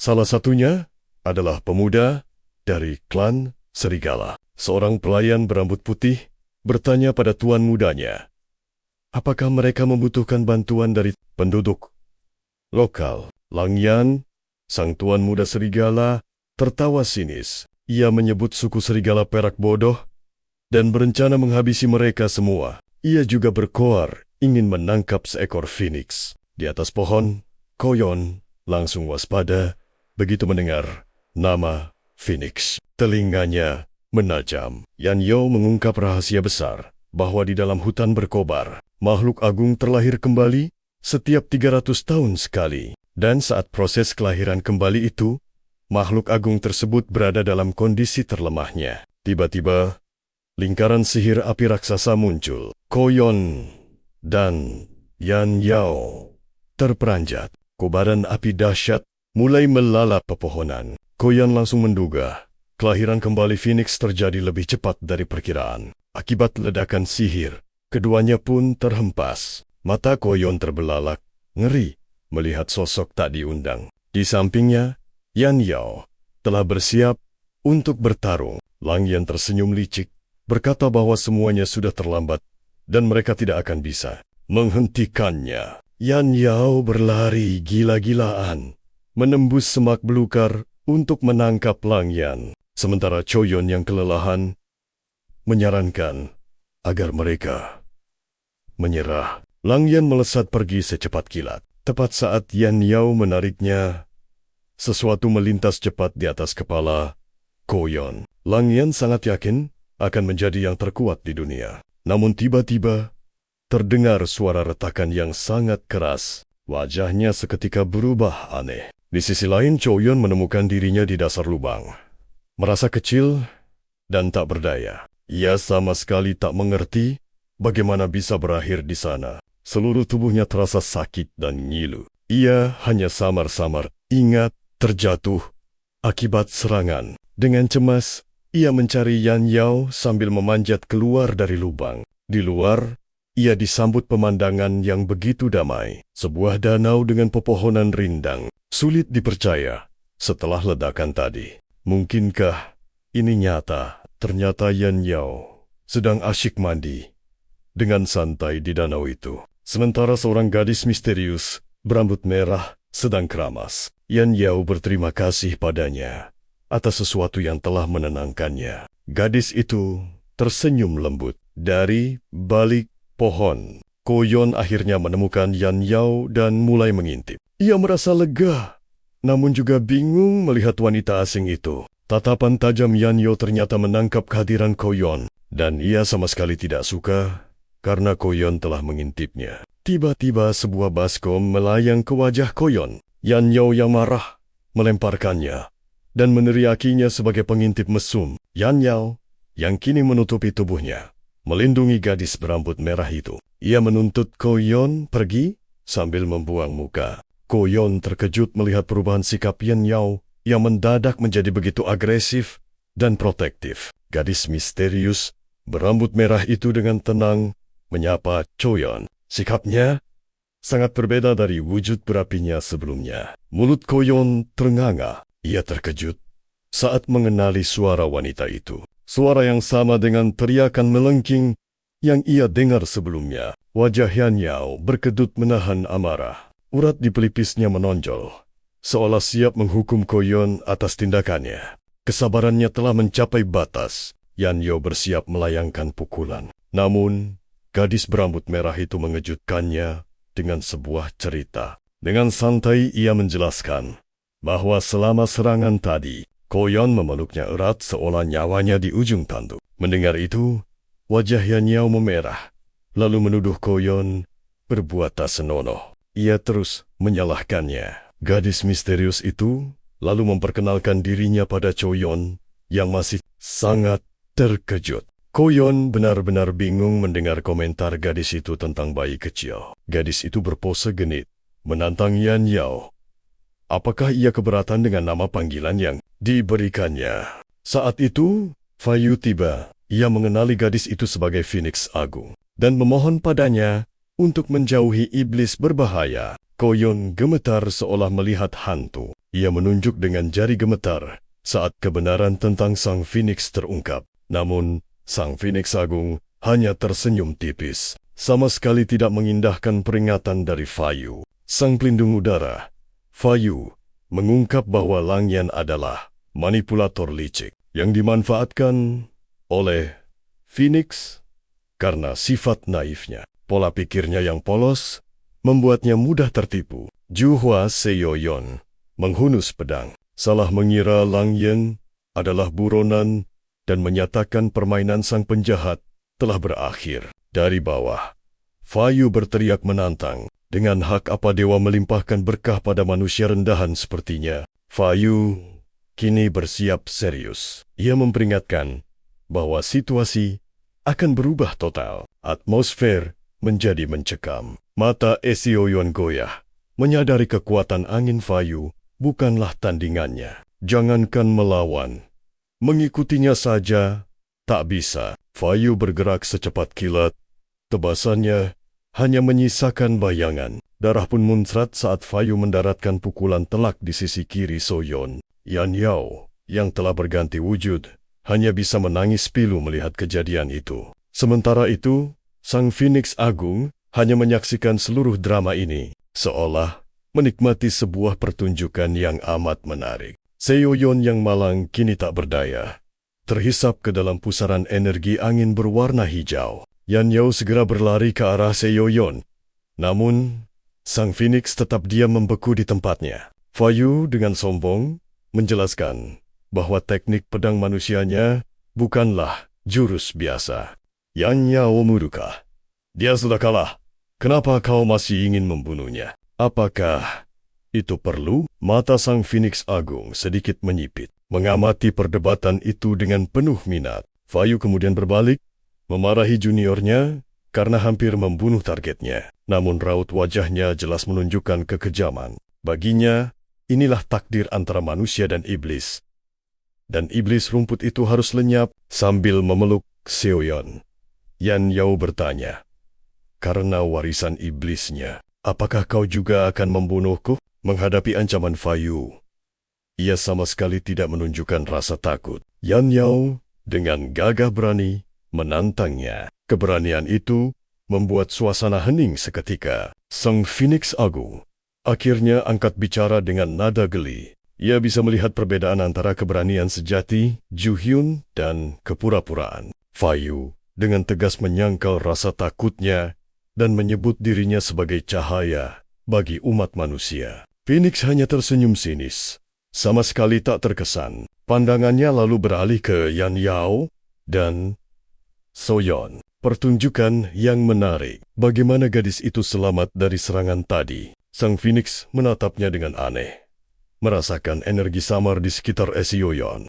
Melihat ini, Fayu terperanjat. Sang Phoenix akan membuat perjanjian dengan gadis lemah ini. Ia bergegas maju untuk menghentikannya, berteriak tentang sebuah ikatan darah kuno. Tapi semuanya sudah terlambat. Sebuah pilar api kausalitas memancar, memukul mundur Fayu. Di tengah cahaya agung, Sang Phoenix menyelesaikan ritualnya. Dan Seoyon kembali ke ukuran normal. Dengan gerakan tangannya yang lembut, ia memberikan sentuhan akhir pada ikatan mistis itu. Lalu dengan penuh kasih, ia memeluk Soyon. Dalam momen yang khidmat, Sang Phoenix Agung mendekat dan mengecup lembut dahi Soyon. Ikatan mereka pun resmi tersegel. Seketika, mata Seoyon terbuka lebar. Pupil matanya kini bersinar dengan cahaya hijau terang. Dia bukan lagi orang yang sama. Dengan mata hijau menyala, ia menatap lurus ke atas. Di belakang, Yan Yao hanya bisa terpana melihat lonjakan kekuatan yang tiba-tiba. Ia berteriak penuh semangat. Ia memegang dadanya, wajahnya memerah padam. Sebuah perasaan aneh yang baru kini menjalar di hatinya. Ini mungkin bukan lagi sekadar amarah. Sang Phoenix menawarkan bantuan untuk melawan Fayu, namun ditolak. Fayu yang marah kini mengerahkan teknik perang gajah. Sebuah serangan dahsyat dengan segenap kekuatan dilepaskan untuk menghabisi Seoyon untuk selamanya. Namun, bukannya merasa takut, Seoyon justru tampak kesal dan balas membentaknya. Mau membunuhku lagi? Apa kau tidak lelah? Seoyon membuktikannya dengan berubah menjadi wujud iblis rumput kecil berekor 5. Semua orang bersiap menghindar. Namun si iblis, rumput kecil, malah dengan lucunya mengadu pada Phoenix. Menuduh Fayu telah menindasnya. Sementara Fayu hanya bisa menggerutu marah di belakang. Terlihat sangat frustrasi. Yan Yao dengan hati yang terbakar cemburu, kehilangan kendali. Ia membentak Xiaoyan agar menjauh dari Phoenix. Tuduhannya semakin menjadi-jadi. Yan Yao benar-benar tak mengerti mengapa Phoenix tiba-tiba memihak Xiaoyan. Kenapa kau memihaknya? Sementara itu, si iblis rumput kecil sama sekali tak terkesan dengan ledakan emosinya. Sang Phoenix Agung berkomentar santai. Si hijau kecil ini menyedihkan. Ia lalu berkata, "Sekarang, mari kita bahas detail kemitraan baru ini." Xiaoyan, yang masih dalam wujud miniaturnya, hanya menatap dengan mata lebar penuh kebingungan. Ia sama sekali tidak paham kontra apa yang dimaksud. Sang Phoenix lalu mengangkat tubuh mungilnya dari sehelai daun. Dengan tegas ia berkata pada Fayu bahwa batasannya adalah standar kuno. Di matanya, Fayu hanyalah bayi yang memegang teguh hal-hal usang. Kemudian ia mengumumkan bahwa mereka kini adalah satu kelompok. Jadi, Xiaoyan bisa memanggilnya dan memanggil Yan Yao si kecil. Inilah sifat seorang optimis. Selalu ada sensasi dalam sebuah kebaikan. Phoenix pun menebar senyum manis penuh arti. Lalu dengan santai, ia mengungkap fakta mengejutkan. 6 kontraktor sebelumnya juga bernasib sama. Tepat sebelum ajal, mereka mengatakan hal serupa. Rasa ngeri menjalari si penyihir kecil. Ia berharap kontraktor sebelumnya meninggal karena tua, bukan karena tidak memuaskan Phoenix. Benar, angin yang tepat selalu jadi pertanda baik. Sela menyela dan menjelaskan, kontraktor Phoenix selalu menjadi target utama. Mereka diburu oleh orang yang menginginkan kekuatannya. Dengan mata berbinar, Phoenix mengakui bahwa ia harus mengatasi kesulitan dari masa lalunya. Terdengar gila, tapi ia sengaja mendaftar untuk menguji kemampuannya bertahan dari para pemburu. Dengan sikap congkak, ia menyatakan potensi kematiannya bukan masalah besar. Ucapan itu sontak membuat Xiaoyan menjerit ketakutan. Terpaksa memikirkan harapan yang ada. Phoenix memang sosok yang sangat menawan. Sambil tersenyum manis, ia mengaku dengan riang bahwa ia tak ragu menghabisi kontraktor yang tak berguna. Bagi Xiaoyan, ini seperti adegan film horor. Wanita di hadapannya adalah iblis murni. Xiaoyan yang putus asa bergegas menuju perahu. Namun Phoenix mengangkat pedang udaranya. Tak ada jalan keluar. Kali ini, ia menyerang dengan kekuatan penuh. Pedang peraknya menebas, meninggalkan jejak kilat. Tapi anehnya, targetnya tak ada di sana. Si tunas kecil, Xiaoyan, menunjukkan kelincahan luar biasa. Ia melakukan hindaran sempurna, membuat Phoenix sangat tercengang. Phoenix tak menyangka iblis rumput kecil ini punya kemampuan seperti itu. Serangan kuatku bisa dihindari dengan mudah. Bagaimana mungkin? Xiaoyan yang selalu jeli menatap Phoenix dengan penuh tanya. Kekacauan macam apa lagi ini? Phoenix hanya tersenyum nakal, seolah tahu segalanya. Jelas sekali, ia merasa pesta kali ini akan jauh lebih menarik. Tiba-tiba, bayangan serigala raksasa menyelimuti mereka. Suara penuh penyesalan terdengar, menanyakan apakah ia kehilangan kesempatan berkontrak dengan Phoenix. Xiaoyan langsung berbalik, memasang kuda-kuda. Ia waspada, ingin tahu siapa pendatang baru yang mengesankan ini. Sementara itu, tubuh Xiaoyan tiba-tiba bersinar terang. Ia terperangkap dalam jaring energi putih. Kelumpuhan mendadak ini benar-benar mengejutkan Xiaoyan kecil. Xiaoyan tampak sangat panik. Sulur-sulur cahaya putih mengejarnya tanpa henti. Tubuh kecilnya bergerak cepat untuk menghindar. Namun, Xiaoyan tetap saja terperangkap dalam cengkraman itu. Ia frustrasi, berpikir betapa cepat si lemah ini lolos dari tangannya. Padahal, ia pernah dikalahkan oleh kekuatan yang jauh lebih besar. Si iblis rumput kecil itu memasang ekspresi lucu, seolah terkejut dengan kelincahannya sendiri. Ia sendiri tak tahu bagaimana bisa melakukan semua itu. Sosok besar mirip serigala itu kini terlihat sangat jelas. Ia menyapa Phoenix dengan santai, mengatakan, sudah berabad-abad sejak pertemuan terakhir mereka. Sementara Seo Yun memperhatikan dengan waspada. Siap bertarung, Seo Yun melangkah maju dengan protektif dan bertanya,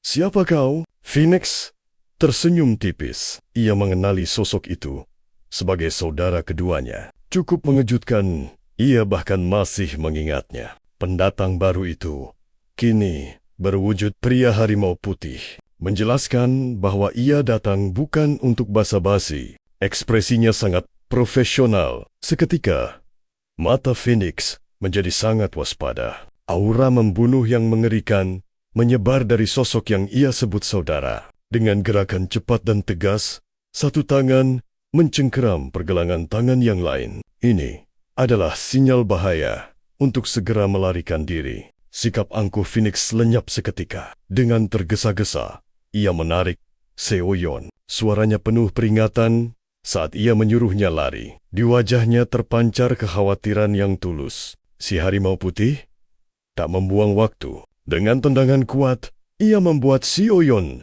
dan Phoenix terpental. Jelas, ia datang bukan untuk reuni keluarga. Seo Yun berteriak kaget saat terlempar ke udara. Dan si kecil juga ikut terpental dengan lucu di sampingnya. Adegan itu terlihat sangat membingungkan. Meskipun begitu, si kecil Seo Yun selalu oportunis. Ia bertujuan mendarat dengan lembut di atasnya. Dalam sekejap, Seo Yun kembali ke ukuran normal. Phoenix jatuh tepat dalam pelukannya yang empuk, dikelilingi oleh cahaya hijau pelindung. Manusia harimau itu berdiri di tengah kekacauan. Ia menyatakan hanya mengikuti perintah tuannya untuk merebut kembali Phoenix. Tidak ada perasaan sulit. Tanpa ragu, lalu ia menunduk dengan seringai dingin. Dan Raibes, kenapa kau begitu lemah dan menyedihkan? Padahal kekuatan Phoenix yang agung ada padamu. Selesai dengan pikirannya, ia beranjak ke kediaman saudara keduanya. Saat menyinggung soal melayani tuan manusia, raut wajahnya berubah, penuh penghinaan. Ia bertanya tajam, apa saudara binatang sucinya sudah rela menjadi anjing peliharaan seseorang? Amarah manusia harimau memuncak. Sambil mengepal tangan, ia menantang balik, menyatakan lawannya takkan pernah paham. Apa dialog mereka mulai terasa hambar. Ye Nyao, yang seharusnya kabur, kembali dengan teriakan cemas. Ia tak tega melihat Phoenix ditinggal sendirian. Aku bisa urus ini. Gadis serigala Yo yang baru harus dilindungi. Tidak seperti saudari manusia harimau yang kasar itu. Manusia harimau putih menggeram marah. Merasa terhina, ia menatap rendah gadis serigala yang ikut campur. Gadis serigala itu berdiri tegak, mendeklarasikan statusnya. Ia menyatakan Phoenix adalah miliknya dan dalam lindungannya. Jadi, lebih baik kau mundur sekarang. Manusia harimau tak gentar. Ia siap membungkam gadis serigala yang berani itu selamanya di tengah drama keluarga yang tegang. Gadis serigala Yao terkejut oleh sebuah pemandangan tak terduga. Matanya terpaku pada Chao. Sebuah perkembangan aneh terjadi padanya. Apa yang sebenarnya telah menimpanya? Chao kini tampak jauh lebih kuat. Entah bagaimana, ia berhasil menahan lengan raksasa manusia harimau itu. Serangan dingin itu terhenti seketika. Manusia harimau terpaksa menghentikan gerakannya yang mematikan. Mata Kofan berkobar amarah. Ia bisa menahan pukulan, tapi siapapun yang berani menyakiti para gadis akan berhadapan dengannya. Manusia harimau menatap tak percaya. Sekilas, ada sorot hormat di matanya. Tak menyangka, seorang kontraktor bisa sekuat ini. Dengan tatapan percaya diri, pria bermata hijau itu memperingatkan manusia harimau agar tidak meremehkannya. Berdiri di atas tugu batu, manusia harimau itu menolak permintaan tersebut dengan dingin. Ia bersikeras membawa Phoenix kembali. Karena itu, Kofan sang kontraktor kini jadi targetnya. Namun, Kofan sama sekali tak gentar. Sebuah senyum menantang terukir di wajahnya. seolah mengajak manusia harimau untuk menguji takdir. Gadis serigala memeluk Kyo erat, menatap cemas. Mungkinkah dia benar-benar bisa melawan musuh sekuat itu? Bisakah ia menang? Namun, pria bermata hijau itu menatap dengan keyakinan penuh di matanya. Kofan menyuruhnya jangan khawatir, karena dia telah menyiapkan sebuah rencana yang brilian. Gadis serigala itu terus menatapnya. Wajahnya menunjukkan keraguan bercampur harapan akan kata-katanya yang berani. Secercah kilat muncul di matanya. Senyum licik terpasang di wajah Kofan. Saatnya menunjukkan strategi pamungkasnya. Dan rencana briliannya adalah kabur secepat mungkin dari tempat ini. Mengejutkan mereka, Paman Yun dan Yan segera mengangkat Yao dan membawanya kabur. Wajah gadis serigala itu pucat pasi. Manusia harimau meraung murka. Ia meneriakkan agar para pengecut itu berhenti melarikan diri. Saat manusia harimau hendak mengejar, ia mendadak berhenti. Kilatan tajam dari samping mencuri perhatiannya. Tiba-tiba, sebuah pedang secara dramatis membelah udara, menghalangi jalannya. Ia berdiri siaga, menyatakan Phoenix ada dalam lindungannya. Siapapun yang ingin menyakitinya harus melangkahi mayatnya dulu. Dia sudah siap untuk segalanya. Sementara itu, pelarian Yan berlanjut tanpa basa-basi. Ia memanggul gadis serigala itu di bahunya. Diperlakukan tak terhormat. Gadis itu meronta-ronta, memprotes cara membawanya yang kasar. Tahu? Yang digendong gadis serigala menatap cemberut. Apa Kofan benar-benar meninggalkan kami menghadapi monster itu sendirian? Wajah Xiaoyan tampak tegang, namun sorot matanya tetap menunjukkan keteguhan hati. Ia balas berteriak bahwa kabur adalah satu-satunya pilihan. Tak ada yang bisa melawan monster harimau itu. Gadis serigala yang masih meronta itu mengejek tindakan Xiaoyan yang sama sekali tidak heroik. Ia tak tahan untuk tidak menggodanya, apalagi di depan gadis yang disebut istrinya. Membuat Yan sedikit kesal. Karena godaan itu, gadis serigala dengan keras menyalahkan Xiaoyan atas kesalahpahaman soal pernikahan tersebut. Yao, secara mengejutkan, tersenyum penuh arti. Ia berbisik bahwa kekuatan yang kini dimilikinya melampaui dugaan siapapun. Ini keterlaluan. Kofan ingin bumi menelannya hidup-hidup. Sebutan calon suami itu terus berdengung di telinganya. Rasanya lebih baik mati saja. Dengan ekspresi serius yang dibuat-buat, ia berjanji akan segera kembali sambil tetap menggendong kedua gadis itu. Kembali ke medan laga! Sosok berpedang itu melancarkan serangan dahsyat, memaksa manusia harimau bertahan sekuat tenaga. Terdesak, sang pendekar menuduh manusia harimau bertarung dengan cara yang licik. Itu adalah teriakan putus asa.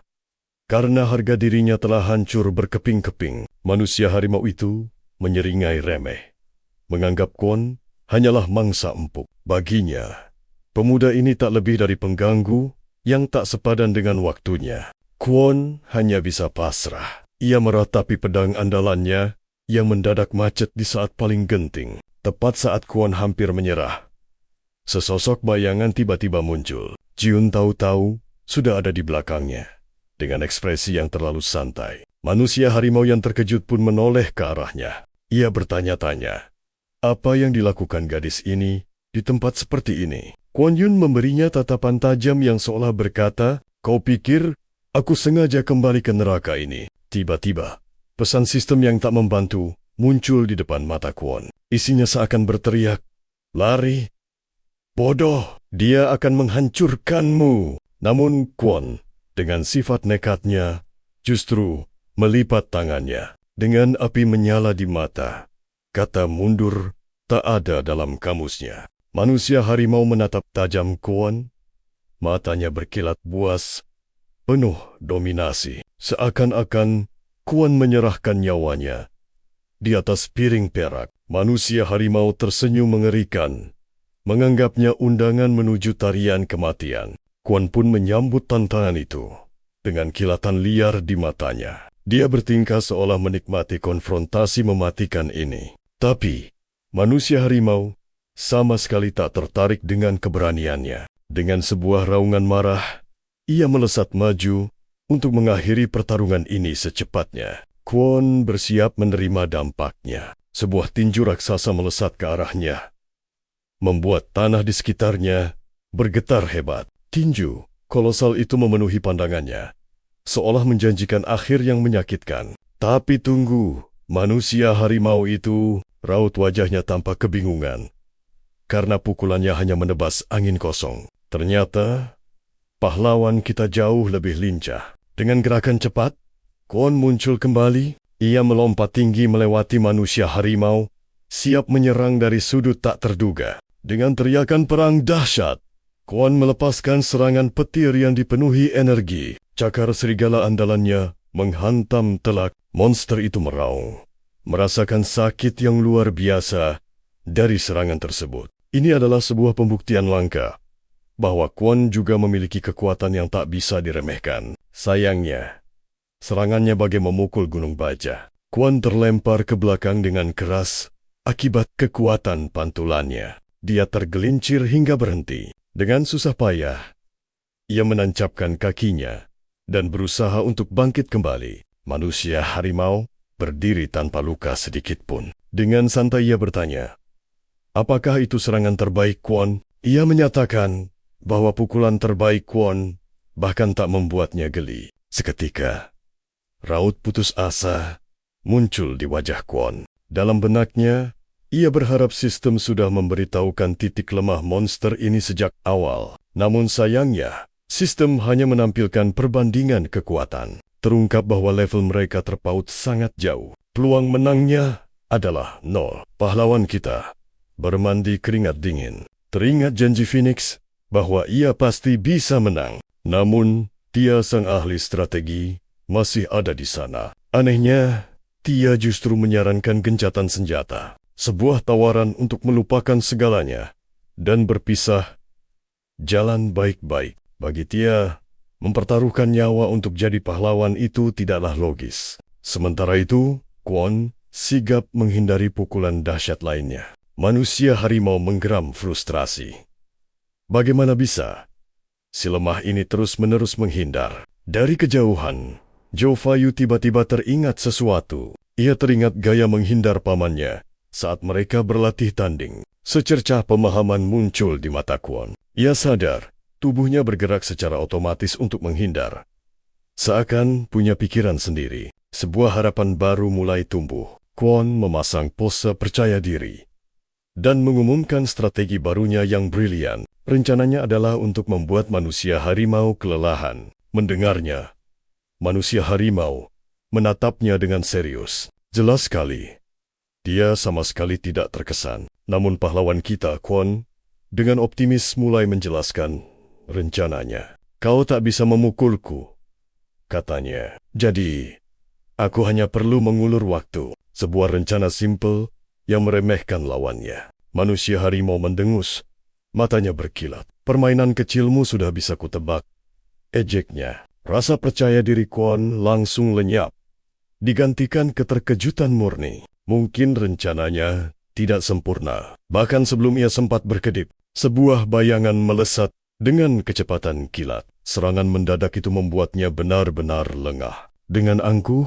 manusia harimau menyeringai, seolah berhasil mencetak poin. Sementara Kwon menahan lengannya yang berdarah. Kwon menatap lengannya yang terluka parah. Bagaimana ini bisa terjadi? Matanya membelalak, dipenuhi kepanikan. Akhirnya ia sadar betapa mengerikannya kecepatan manusia harimau itu. Sementara itu, Jo Fayu hanya bisa mengintip dari balik pohon. Jo terlihat sangat kebingungan dari tempatnya. Ia berpikir, manusia harimau itu pasti menggunakan semacam trik licik. Tatapan matanya seolah memberitahu manusia harimau bahwa ia sama sekali tak bisa memahami perbedaan kekuatan mereka. Hal inilah yang membuat si manusia harimau menjadi bingung. Terungkap bahwa Chow Yun menggunakan kontrak gadis serigala wujud Phoenix.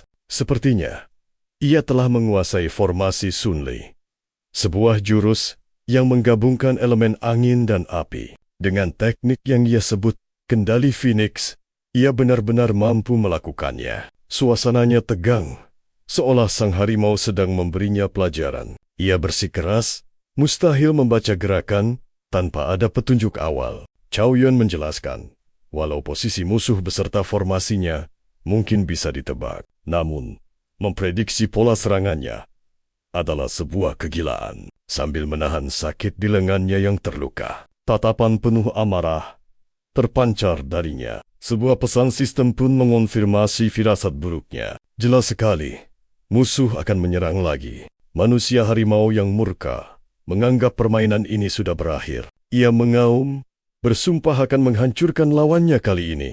Kedua siluet itu beradu saat manusia harimau menerjang. Terdengar suara pukulan keras dan retakan yang mengerikan. Namun dari jarak yang sangat dekat, tatapan mata Chow Yun justru menajam. Secercah konsentrasi muncul, seolah ia akhirnya berhasil melihat sesuatu yang krusial. Ia mengamati gerakan manusia harimau dan sadar, di balik serangan buas itu, terdapat sebuah alur pergerakan. Dengan tekad membara, Chow Yun mengertakkan giginya. Ia tahu serangan berikutnya harus dihindari bagaimanapun caranya. Kepalan tangan manusia harimau mengayun dengan kekuatan murni, bersiap melepaskan satu lagi pukulan yang menghancurkan. Mata Chow Yun melebar ngeri.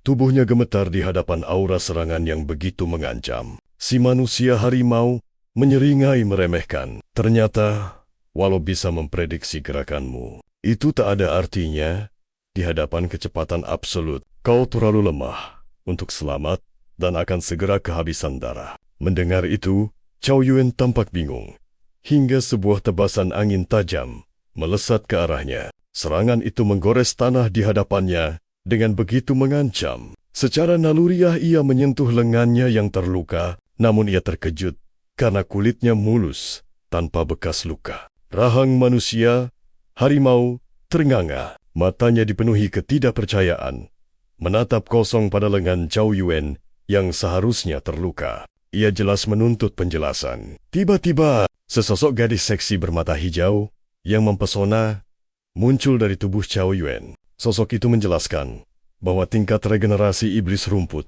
jauh lebih cepat dari bayangannya. Mengintip dari persembunyian, sosok Dewa Fayu muncul. Kata-katanya seolah membuka kepingan teka-teki yang penting. Sebuah kilatan pemahaman muncul di mata Chow Yun. Ia mendapatkan pencerahan mendalam tentang situasi yang sedang berkembang. Dalam sekejap, ia dan si gadis serigala tiba-tiba berada di sebuah hutan asing yang bercahaya. Perubahan mendadak ini membuatnya benar-benar kebingungan. Di hutan baru yang berkilauan ini, Chow Yun meminta si gadis serigala untuk tetap waspada dan tidak lengah.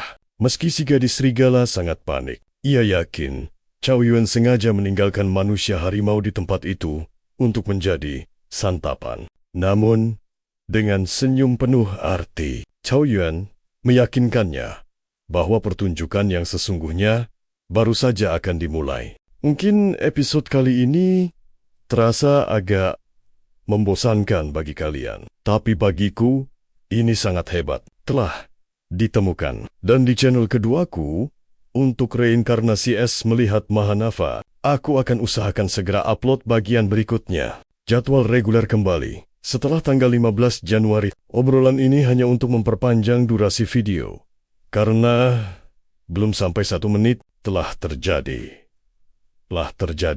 Nah, buat kalian yang masih mendengarkan, fitur keanggotaan dan super chat sekarang sudah aktif. Siapapun yang berminat, silakan saja. Tidak ada opsi keanggotaan di bawah Rp59. Jika tidak, pasti akan aku turunkan lagi. Keuntungannya adalah kalian akan mendapatkan stiker kostum dariku. Dan jika kalian menyarankan judul yang bagus, maka aku akan menjelaskannya.